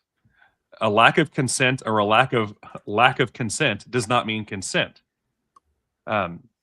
It's nonsense to I mean, like, that'd be like saying that, well, you haven't told me not to come break into your house, so I'm allowed to break into your house. It's just obviously nonsense. Absolutely. Sergio, to you. Should laws require opt-in instead of opt-out? I like that question. Yeah, most laws should be opt-in, like with business regulations and stuff like that. I can understand, like murder. You probably can't opt out of, murder or rape. You probably shouldn't be able to opt out of those laws. But almost everything else should be an opt-in. Like I should get, if I want a business license, or I should be required to get a business license if I want to use the government's services. If I don't want to use them, I shouldn't get the license. Okay. Brent, back to you. The category is technocratic governance. Should experts outrank voters? Well, let me ask a question. Like, who are the experts? Like, are you talking about somebody like Bill Gates, who was the expert that was advising us on public health and the shots that we all needed to take? Meanwhile, he was going around emailing Epstein, trying to figure out how to surreptitiously put VD medication in his wife's drink. Like those type of experts, like no, fuck off with that. Most of the experts that are acknowledged to be experts in the public sphere are just crony capitalists. They're thieves, they're crooks, and they're put forward to ostensibly have some sort of veneer of expertise, but they're not actually experts. It's all bullshit. Absolutely. Kyle, you. Should algorithms set policy? Algorithms are equations. Humans coming up with an equation to say this is how we're going to do things in the future is fine. But those algorithms that are being chosen are policy. So it's the idea would be like, should I be able to have policy that automatically creates new policies? No, that's insanity. Should I be able to meta policy? No. Policy should be based on consensual interactions between adults who consent. Consensual consent. That's it. All right. Sergio, to you. Should governance be automated? I think there's a movie like that, Terminator or something. But no, they should not be automated. A machine cannot be held accountable. People can. Therefore, we need people in government. Well, okay, hold on. I almost messed up there. Shouldn't have a government. Shouldn't have a federal government. But if we're gonna have one, people are better than machines because people we can mess with. Luckily, Chase is looking over your shoulder there. And yes, he is. Caught your air. Yep, 100%. Brent, to you, category is smart cities. Should cities track residents digitally? No, that's super dangerous. That whole smart city thing is terribly dangerous, and it's tied into that whole digital ecosystem that we talked about. Like we should have privacy to move around the whole world as we see fit without being tracked. There's no reason to track us unless we are entering or exiting someone else's property, and at that point, it's their decision in what way, or actually, it's a joint decision. Like if you agree to enter someone's property and there's a surveillance thing that's posted, and you agree to the terms and conditions, fine, go on the property, do what you want. But as far as a city where the government gets to control and you get to potentially share data with other cities, and like that pit has no bottom to it, and so we can't allow it. Absolutely right. Kyle, you should utilities monitor usage patterns? Obviously, this should be based on consent with your user, but yes. And I know that some people are freaking out right now because they think I'm going to talk about weed, but no. The fact of the matter is, like, so I used to work in co-op utilities, believe it or not. And one of the things we looked for is if you had a spike in water usage. And we would send a thing and be like, hey, check your water heater and your pipes and make sure they're not leaking. Right? And that is a very different thing. And so if you have opted into a service like that, then the service should be able to watch you. The service should not then report that information to the government. Maybe you're wanting to waste your water. That's your own problem. But if a service can catch you as something that you are opting into as a private service, then all's good. Again, consent's consent. I thought you were going to go against weed and really alienate the chat. So that was a good pivot. All right, Sergio, to you. Should surveillance be visible? I know you don't like these kind of answers, but there shouldn't be any any surveillance at all unless it's private. And if it's private, then there's, it's whatever. I mean, they should tell you, but the government also shouldn't regulate and mandate whatever, like any disclosures like that. Again, I'm defending the awkward stance, but it's a libertarian stance. I'll allow it. Brent, to you. Category is civil asset forfeiture technology. Should algorithms flag assets for seizure? No, because an algorithm, as mentioned, is essentially a program. It is a set of instructions. And to operate that set of instructions or execute that piece of code, you have to have data, underlying data. And you should not have any bit of fucking data about my assets, my money, my transactions, my financial footprint, any of it. The government should have access to none of that. So therefore the algorithm or like, fine, like run the algorithm, but have no underlying data. But ultimately, at the end of the day, they shouldn't be able to execute that type of power towards citizens. Absolutely. Kyle, to you. Should tech expand forfeiture powers? I am not sure the root of your question here exactly, but I mean, tech shouldn't be able to steal your data as it is, and they already do everywhere for everything you do. You don't have a way to opt in, you don't have a way to opt out. They just take it. And so you should always be able to say, like, I want my data. You don't get to keep my data. You have a really weird issue from the libertarian perspective on how that data exists, though, right?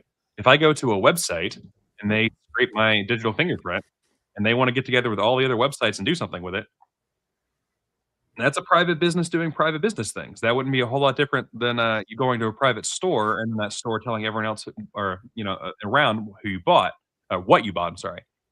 So it's kind of a sticky situation, and I think that generally the market answer here is that people would choose the services and the websites that aren't doing that and aren't giving that data to other people. You don't currently have that option because the government decides which websites, et cetera, win. And they've already decided how you have to consent to your data being gone. And they've already said that they're going to take that data from you anyway. So, yes, there should be better forfeiture inside of this, but we should be able to choose to not have to have dealt with it in the first place, which we can't really currently do. All right. Sergio, to you. Should forfeiture fund police budgets? Oh, no. So this isn't exactly forfeiture, but in Georgia, we have this community that's well known for stopping any car that goes slightly above the speed limit to kind of egg on forfeiture claims. Like if they stop you on a traffic stop and then they see like a huge pile of cash or something in your vehicle, then that's when they initiate like civil asset forfeiture. They start pushing you in that direction. And it got so bad that the state of Georgia had to pass a law that says only the state patrol can stop you if you go above 10 miles per hour, the speed limit. Like that's so wild how things like that happen, how a city can fund itself just through like civil asset forfeiture, through speeding tickets and all the rest. So no, it creates a perverse incentive for the government to stop more people so it can fund itself more. Okay. That's interesting. Brent, to you, the category is future governance models. Should governance be redesigned entirely? Oh, absolutely. I'm so glad you asked this question, man. This is the greatest. People confuse government with governance, and then they accuse us anarchists of being like, we don't want any rules. We don't want any governance. It's like governance is good. Any private organization you participate in has governance. The difference between government and governance is government has a gun. Government is nothing more than an opinion backed by a death threat. And so society needs to build parallel systems. We need governance. It's very, very important. And we need to have the free market help us provide good governance, right? So we have all the things that we need. We need policing, protection of person and property. We need dispute resolution services. You can go down the list. Protection, like military type protection in case you get invaded. There's all these things that need to be provided, and the market is absolutely a miracle at providing low cost, high quality services. Would kick the shit out of the government. Anything the government tried to provide could just do it a million times better. If you just allow it. So yeah, unleash the free market. Let's see what the free market can do, because I think with our technology that we have today, an update would provide just astronomical improvements to our materials being as human beings. Excellent. You nailed that answer, and I'm glad I asked that question. Kyle, to you. Should old systems be sunset? Ugh.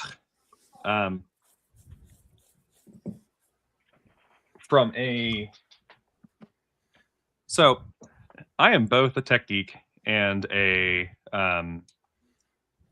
big proponent of being greener, as it were, since that's the thing. So I'm gonna kind of filibuster on this a bit. Your old systems can be used for basically forever. Until a thing is so broken it can't be used, repair is better than disposal. I'm assuming those are the systems we're talking about, and not just saying that, like, because we've had a governance issue for a while, we have to get rid of that particular model. Computer gets too old to use for your day-to-day usage, make it a media server. There's free and easy ways to do it. Your car gets too old to drive, there is a kid out there who's 16 whose parents would love to have that, instead of it going to freaking cash, 877 cars for kids.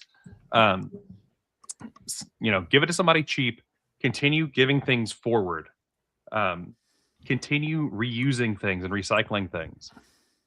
Systems all have great uses out there. An old computer, great thing to add to IoT for your network. You can sit there and have it run sensors and everything else. Windows can do it. Linux can do it better. Figure out how things are working, find local maker spaces, and make sure that the things that you've already bought and paid for are being used as long as possible. All right. Sergio, to you. Should consent guide redesigned governance? Yeah, if we start abolishing, I hope we do, if we start abolishing our government and starting to redesign it from the outside in, we really need to start looking at consent as the model of government. Because a lot of the reason why people have zero trust of the government right now is because we don't see it operating on a system of consent. Like, the entire populace consents to the idea of policing the Epstein's files, but that's not what's happening. Meanwhile, I don't consent to business license regulations, but I have to do it.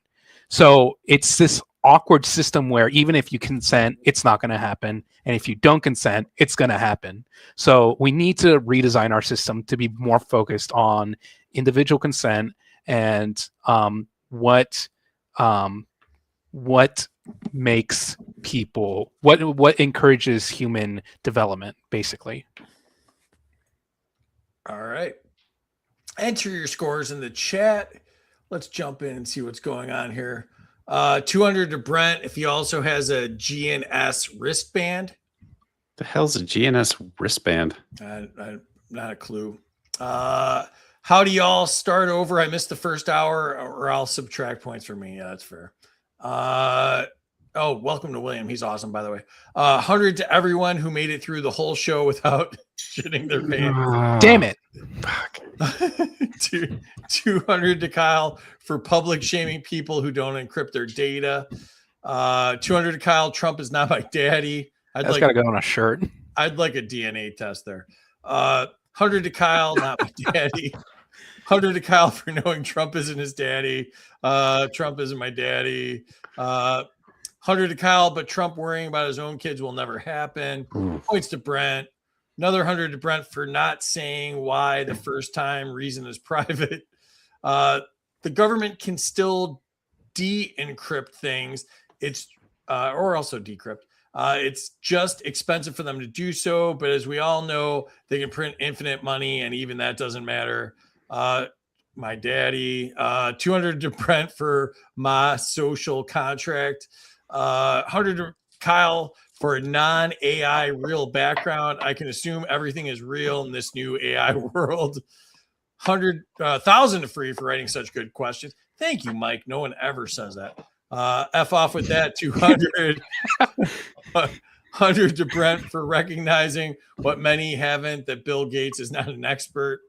100 to Sergio for the Guardian chase, looking over him when it doesn't violate his privacy. I have to turn it around when I'm looking at my browser history. That's true. That's a good idea.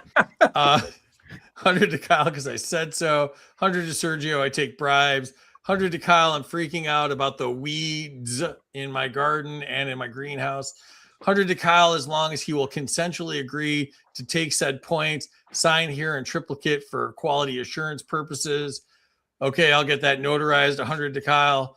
I don't know what's going on. 100 to Sergio. They're all privately following you. Big brother told me so. It's creepy. Samantha got censored, so points to Brent. It's all BS. Sorry, they're censoring you, Samantha. Thanks for joining us. Minus 50 to Kyle. That was a really long answer. Which one? There was a lot of long ones. The reason they're taking so much data is because they're building AI psychological profiles on everyone so they can predict behavior. That's why the data centers and the RAM prices, everywhere. 100 to Sergio for having headphones for podcasts at 8 p.m. and hosting ESPN 30 at 10 p.m. Points to Brent for telling Free his question was great. Did that happen? I must have missed that. Points to Kyle. Weed word was use dart of his question or his answer. He isn't a Fed, maybe a botanist. That might be true. 100 to Sergio for hating speed trap cities. 100, the government is nothing but an opinion backed by a death threat. Brent gets 100. The market needs to build parallel systems to what the government does, can do it cheaper, faster, and better. 100 to Kyle. He has fun with flags in his background. Bazinga. 100 to Sergio. I trust he nailed the answer. I didn't even listen to it. 50 to Kyle for invoking the filibuster before his next long answer. 100 to Kyle for mentioning reduce, reuse, recycle. It's also how they're ranked. 200 to Brent for the beautiful rosary from his visit to Rome. He's a great friend. Yeah, that was amazing. 100 for the first one to mention the one thing we can recycle that's absolute bullshit. Pedophiles. Wood chipper. Recycle pedophiles. 100 to Kyle, filibuster. Glad he wasn't wearing Depends. He didn't even speak for 23 hours. This is fun. Thanks for having me. Appreciate you being here, Samantha. Minus 1,000 from free taxation fee for good questions. That's fair. All right, let's check it out here. Oh, it's getting close. And Brent in the lead, 71-89. Kyle, 70-42. Sergio, 64-50. Let's slide one more in here, and we will go to pick one. Brent, to you. Category is primary use case for crypto. Everyday payments, long-term savings, speculation, cross-border transfers, or black market avoidance. Oh, that's a tough one. I would say black market avoidance just because it's privacy, right? And so this is one of the problems I have with crypto is people are not using it for its intended purpose. We're supposed to be using this to transact, and people are using it as a speculative vehicle. You know, we're going to hodl this stuff and hope it goes up relative to the US dollar. That's not what it's there for, people. Like, we have the technology. Xano's great. We have privacy coins. There's other privacy tech out there. We're supposed to be sending, money back and forth, and transacting in it, and we're not really doing it. So other than, black market activities, which some good, some bad, and also escaping, government control. There's been some really good examples of transferring money from one country and just zoop, it's gone and it's in a different country. But I think that the black market one is the one I'm going to pick because fuck the government. They shouldn't have any visibility in what we're doing as far as our transactions go. All right. Kyle, to you. Primary function of the Bill of Rights: limit government, protect individuals, guide courts, educate citizens, or symbolic value? It's to educate citizens. The Bill of Rights doesn't stop the government. We see that every day. The Bill of Rights' point and its purpose and everything about it is to tell you rights that you have that no matter what the government says, they cannot violate. And if they do violate them, they tell you exactly what to do with it. They give you guns for a reason. They give you guns. They reinforce the fact that you have guns and you have rights over those guns for a reason. The entire purpose of the Bill of Rights is to tell you that if the government gets uppity, put them down. All right. Sergio, to you. Primary cause of corruption: too much power, too much money, lack of oversight, cultural norms, or complex systems? Politicians, but also I'm gonna say, I'm gonna say cultural norms. It's just the culture of being a politician to be corrupt. It's in their nature that when you are given power that cannot be disputed, that you just kind of turn corrupt. Humans are kind of crappy. We're pretty bad. All right. Came out against humans. Let's see how that works in the chat.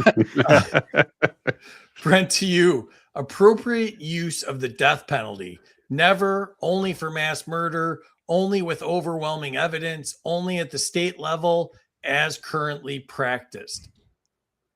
Like I said earlier, I'm a new person. I was so anti-death penalty for so long, and I think the Epstein thing really caused me to circle back on the question. And now I am pro-death penalty for government employees. If you are a government employee, you should be that should be an available remedy for the people, but not for the citizens. Government has no business having that power, and they should live in fear of their lives every single day that they're in power. All right. Kyle, to you. Core purpose of due process: protect the innocent, ensure fairness, limit government, maintain order, or resolve disputes. Well, I'm going to argue that resolve disputes covers all of those, and so that is the one to go with here. Due process gives you the chance to say that someone else is lying and that they don't get just to, say because they have a wider audience than you do or a bigger voice than you have, that you've done a thing that you should be punished for it. It's the big problem with the situation right now with ICE that we've all seen and we've all complained about at this point. While I think that the border argument is less closed than it needs to be. I think that the fact that they're just saying, well, that guy looks like an immigrant, tackle him to the ground and then put bullets in his head is absurd. It's absolutely terrifying.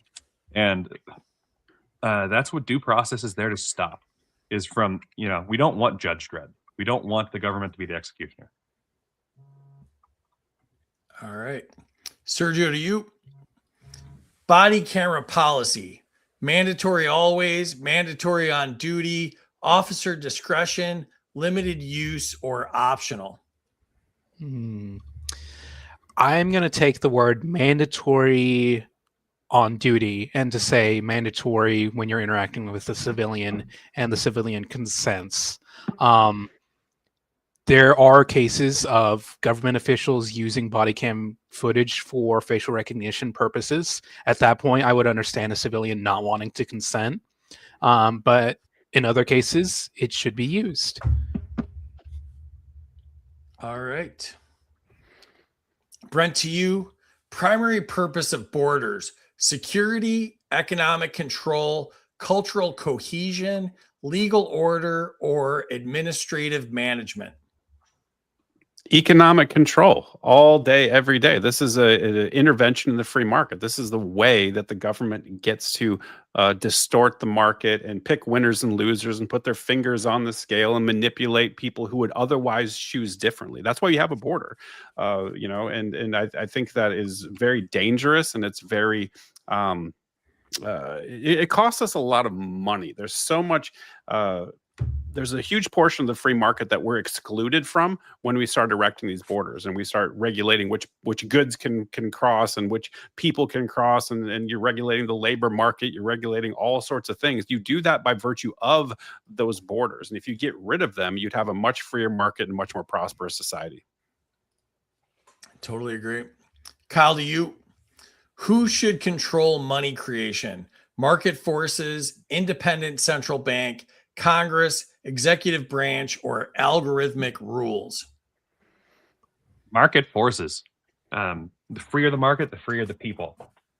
It's one of the things that I've been preaching a lot lately, is that we need to start pointing out that we are free market libertarians rather than capitalists, because capitalism has gotten so freaking misused and people don't know what it means anymore. And so we should be pointing out that we are for the free market. Absolutely. Sergio, to you. Primary immigration goal: economic growth, humanitarian relief, security, rule of law, or cultural integration? Oh boy. Okay. I am going to say economic growth, because that promotes the others. When our country and other countries are economically prosperous, then security almost always goes away. I mean, the only people who need to steal are poor people. And if you're not poor, eventually you're taken care of, your needs are taken care of, and you don't need to create a security threat to further your own needs. So economics is kind of like the root of everything. So agree. I also want to point out, Paul Dar hooked me up during the show. There will be a new item in the prize shelf. We have the Trump golden diapers. So appreciate you, Paul Dar, for taking time. I mean, this guy works like 20 hours a day, and he hooked me up with something for the prize shelf. So appreciate you, Paul. Brent, back to you. Robotics in law enforcement: support only, surveillance only, enforcement allowed, force allowed, or prohibited? Yeah, I'm going to answer this in the current paradigm, and that'd be prohibited. I think this is incredibly dangerous because the AI questions that we've had and the sort of data acquisition, Palantir, pre-crime, all these sorts of things, that's going to be embedded in robots, right? And so once you embody that AI, that digital information, and then you give it ability to intervene and to apply force to citizens, like that is absolutely terrifying. That's literally like Terminator level Skynet shit. Like it should be completely out of the question. Yeah, totally agree. Kyle, to you. Primary goal of criminal justice reform: reduce incarceration, increase fairness, improve safety, lower costs, or restore trust?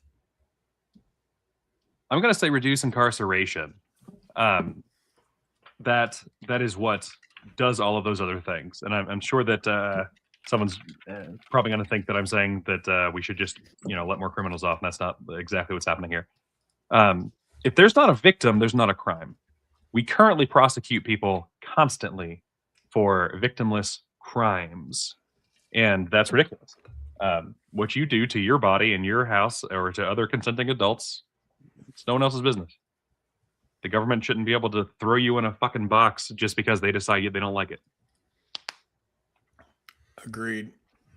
Brent, to you, surveillance transparency, full disclosure, delayed disclosure, aggregate reporting, classified, or no disclosure?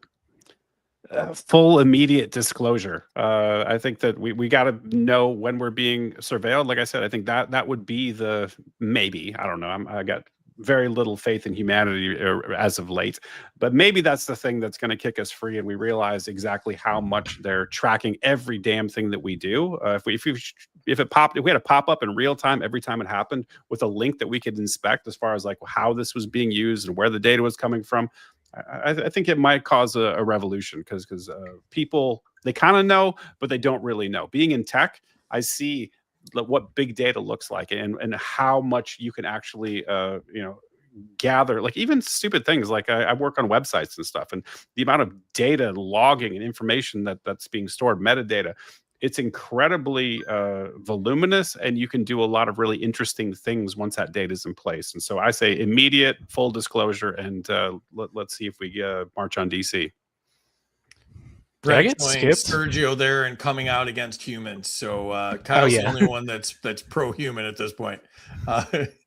Kyle, to you, government risk from crypto, tax evasion, criminal use, loss of monetary control, financial instability, or no real risk? The government has like terrifying risk from crypto, right? They want to hold power, and so loss of power is exactly what it's going to do. As a person, there's no real risk for you having crypto. It's it's an asset like anything else is. We should be pushing for people to use any type of money they want to use. That includes crypto. That includes, if for some reason you think Taco Bell napkins are worth money and you want to start a trade with Taco Bell napkins, who has the right to tell you not to do that? Taco Bell, I guess, if you're stealing them, but otherwise. All right. Sergio, to you, primary role of police: protect rights, prevent crime, enforce laws, maintain order, or community service? The primary role of policing is to protect rights.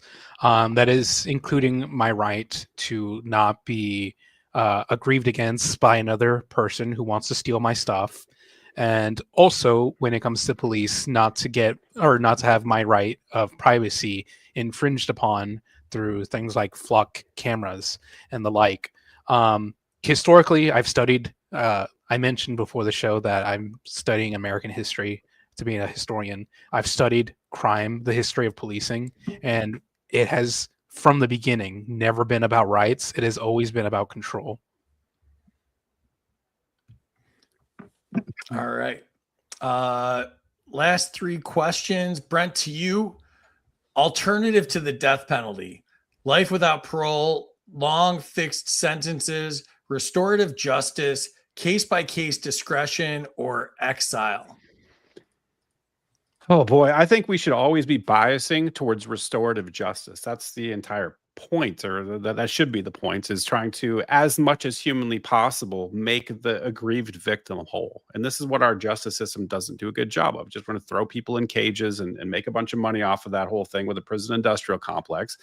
And I think there's a time when you need to exile people or you need to incarcerate people. There's some people that are just so bad that they can't be out in polite society, and you can do that in a private prison system, a private justice system as well. But ultimately, I think we should be focusing on restorative justice, make the victim whole, and that restitution. If you've really harmed somebody, you should sometimes spend the entire rest of your life doing whatever you can to either monetarily or in any way you can provide some sort of restorative justice to where the victim feels like they've been compensated in some way for their victim status. All right, Kyle, to you. Role of technology in due process: support only, assist decisions, replace processes, automate outcomes, or exclude entirely. I think that it should be support only, right? Technology shouldn't be making decisions for people. People make decisions for people. But technology can absolutely be the best way to keep notes, to make it easy to, for like evidence in a trial so both sides can see it instantly. You don't have to sit and have a printed copy of every piece of this to go look at. Technology should also be admissible by defense always. Technology should be admissible as evidence, basically, right? If you have something proving that you were on your computer creating new entries in Sergio's history and thereby couldn't have killed somebody, perfect.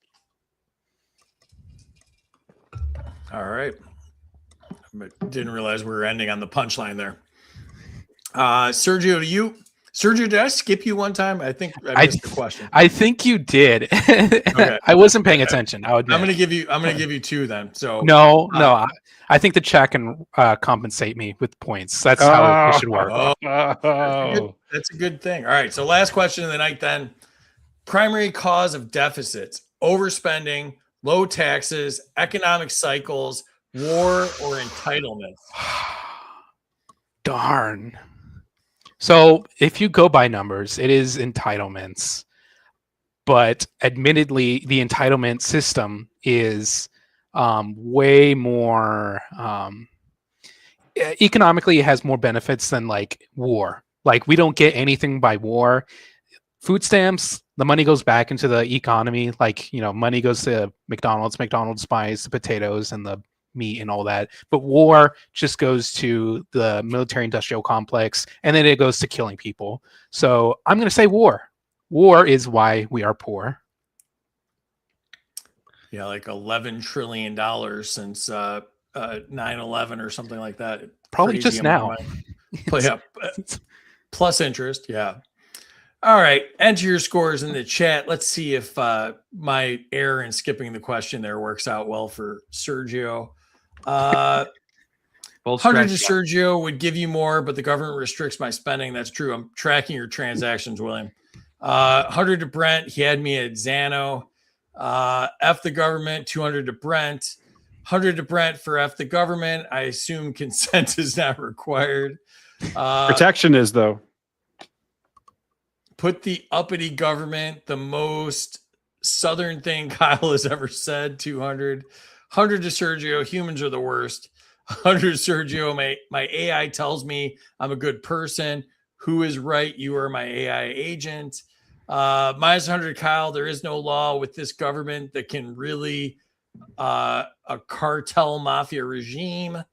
100 to Sergio. That was typed by an AI bot because the human is a crappy person. 100 to Kyle for the free market freedom. 200 to Brent. If I get to be a guest on Aiming Up. Come on in, brother. Make it happen. Make it happen. Two of my favorite guys. That'd be awesome. 100 to Sergio. The National Academy of Sciences did the largest ever study on immigration and found it was a net positive for the economy. Oh, absolutely. Oh, and I should shout out that I was on If by Whiskey this week, so go back and watch that. It was a great time with Jake and Mark. So thanks for having me. To B to Paul. 100 to Paul. That's short for Trump. billion, Free. Oh, was that billion? Yeah, 2 billion. That's fair. I thought it was a typo. Yeah.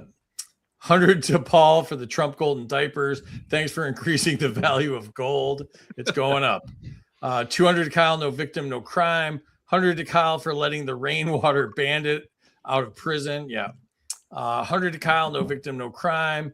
More points. And 200 to Brent, full immediate disclosure, but 6 or 7 for your black pill. 100 to Kyle, no victim, no crime. Points to Brent for Voluptuous. I'm not going to get Voluminous. It means a lot. Big. Yeah. I know what it means. I just couldn't say it right now. That's one of the errors that I've come up with tonight. -20 to whoever is playing a video game in the background. Who was that? I don't know. There was 100 to beats Kyle. going on in the Was your background. sister on the Halloween show? I see a resemblance. Maybe I'm just high on the game shows. Dude, Kyle, Yo Quiro, 158 points. Are you typing with your feet? What's going on there? 100 to Kyle for the free to stare. 100 to Sergio for fighting for my right to party. There's a lot going on. I'm not gonna make it through 20 more of these. 178 to Sergio. It's all about contoral. Woo! Contoral. Hit the contoral button on your computer. 100 to Kyle for the multitasking. Oh, it was your great aunt Frida. 198 to Brent. The people in the Epstein files like the victim. Oh my God. What? F them hoe ass cameras. That's the best comment we've had on the last 20. I love that. 100 to Brent for restorative justice. 100 to Brent. 100 to Sergio. I will autograph a self-portrait, but you need to put it in the background for your next appearance on the show. My Alexa just gave 100 to Kyle.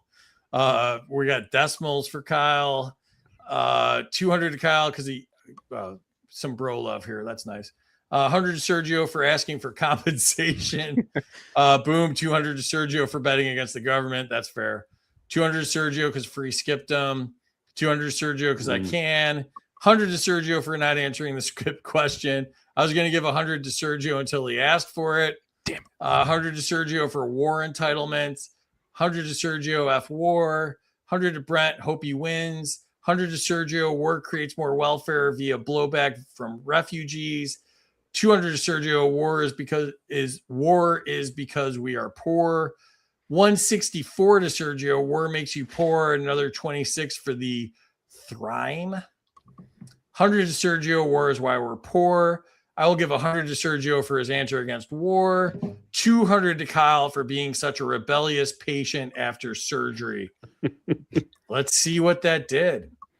The day I got home, I worked on a car. And oh a my lot of God, people was were this mad at me for close? Was this close? Crazy. Brent with the win, 91.80. Wow. Just behind, what do we got? Like 200 points separating everybody. Kyle and then Sergio. Sergio, third place, almost pulled it out at the end, mostly because I fuck everything up. What'd you think? Oh, You moved me backstage, man. Everything up. Speaking of fucking everything up. No, it was great. I had a fun time. I almost squeaked it out, but Kyle, he's a good guy. He's really great at his answers. I don't think you got any points for being an awesome young dude in our movement that inspires me and makes me think like maybe we aren't as effed as I think we are most days. So I wish you would have gotten some points for that. What do you want to give a shout out to? I'd like to shout out the Classical Liberal Caucus. We are in my opinion, the libertarians of the libertarians. We're focused on the old school messaging on the Constitution, the Declaration of Independence, the Bill of Rights, things that the American public already knows. We are focused on elections and showing up to state conventions to convince state parties to start running candidates. So that is lpclc.org. Check us out. You are awesome, brother. And check out Sergio on X, Sergio for Liberty. Get in his X feed. Tell him to keep doing what he's doing. I have high hopes for this young man and really appreciate him. Thanks for being here, brother. No problem. Second place was Kyle. What'd you think, bud? This is like the 5th time I've been on this show, and it's been fun every time. I think every time I've been on this show, something from it has ended up in the opening for the future. And I'm not sure that's going to happen this time. That's a little sad. But that just means that Amanda and I have to come back on at some point and give encore performance as distant relatives. April Fool's Day is not far away, so we should start planning that. What do you want to give a shout out to? Definitely LP Alliance and the newly reformed International Alliance of Libertarian Parties. There's been a ton of work done. LPA is trying to get 100 Povertarians to Grand Rapids. The IALP just added like 30 new members, and are having the first Congress since the refounding in the U.S. This month. For those who want to help LPA's goal, definitely go to lpalliance.com. And we're going to have really cool a libertarian party, basically, that people can be at from anywhere in the country next month. So definitely come hang out. Definitely come listen to all the different speakers that are going to be there and everything, and help us get Povertarians to Grand Rapids. The fact of the matter is that there's a ton of people that do so much work for the libertarian movement who will never be able to afford the $2,000 it typically costs to get to national for the entire time. And so we're trying to make sure that those people who have done all this work for the party get to actually put their voice in at Grand Rapids at the national convention, so that it can really be heard from everybody. Everybody's voice matters, and it shouldn't require you to have lots of money to be able to say, here's how the movement should be focused. So help us in that. Yeah, and I think you guys found a day where I'll be there as well. I will be a donor as well, and looking forward to it. You guys are doing amazing work. Follow Kyle on X. File me, that's fine. He's Orpheus something. Orphanus. Orphanus. I don't know. It's on the screen, but also LP_allies. Appreciate you, brother. And let's jump to our big winner of tonight. Let's just do this really quick because I wanted to do that again. It's not your birthday, but it was too good not to use. I'll take our it. big winner of tonight, Brent. What are you thinking, bud? Hey, man, I love this second time around. It's a completely different experience. And I really want to thank you, Free, for going on Jake and Mark's show, If by Whiskey. I listened to that whole episode, and I learned so much about the show, everything that goes into it, the thought process in it, the effort that goes into it from you and Terry. You're a really thoughtful dude, and I really appreciate what you're doing here, bringing us together. I mean, getting to know Kyle and Sergio through this whole process has been really delightful for me. I've enjoyed myself. I think my answers were better this time. I'm trying to play the game as best I can and sort of, vibe with the entire theme of the show, man. I think it's a great thing you're doing here, and I'm happy to be a part of it in any way. No, you're a super underrated dude in the movement, man. And I wish you all the success. Check out Brent, the Aiming Up podcast. You can find it everywhere. And he's got the cool threads on anarchosyndicate.com. And he's also got the Black Guns Matter, and you can follow him on X at BGetsBetter and Aiming Up Podcast. Appreciate you, brother. Let's jump in and add Terry back in here. Terry, what'd you think tonight? Why did we have to have a birthday cake tonight? I specifically requested it, Terry. Oh my gosh, Brent, stop. Check your DMs. Oh my gosh. Oh man, you guys were great. I know we do these shows a lot and a lot of times twice a week, but I learn stuff every single solitary time, and I really, really appreciate that. Of course, the chat was on fire as always, making me laugh and just having a good time. A lot of good feedback in the chat too here at the end of the show. So I appreciate everybody. I really do. Do you want to know what's coming up, Free, or do you want me to hush? Yes, please. Okay. Somewhere here it tells me. Okay. So on Friday night, Friday afternoon, actually, February 14th, the Valentine's Day California Libertarian Party Great Debate for Libertarian Party Chair will be happening. And that is not going to be streamed. It will be recorded and then it'll be shared after the fact. And Evan McMahon, Wes Benedict, and James Ostrowski will be there to debate all things Libertarian Party. And then tomorrow at 2 p.m., Free was kind enough to interview Leslie, and I would love to see everybody there and get support for what she's doing for the Oklahoma bill and for people that are victims of COVID protocols. Absolutely. That's it. Join us for that. And yeah, we're off next Tuesday. I'm taking a little break and enjoying Southern California for a little bit. And you can follow me and Terry on X. I am Smarter Game Show. She is Not Bats Smarter. T76. And we have our swag up at freedomsuperstore.com. The shorts will be up shortly on YouTube Hey. at Freedom Uncut.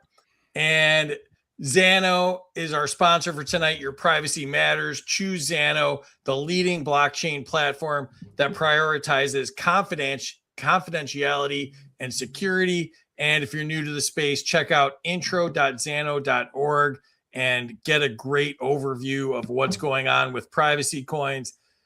We will be in California next weekend, then Florida, Virginia, North Carolina, Texas, and we will be at the National Convention in Grand Rapids in May. And we also have You Are the Power on March 6th at 7 p.m. Eastern. And thank you again to all of our subscribers. We appreciate you all. Appreciate everybody in the chat. You made this a lot of fun. And we will catch you online next weekend from California. Appreciate everybody. Thanks for tonight.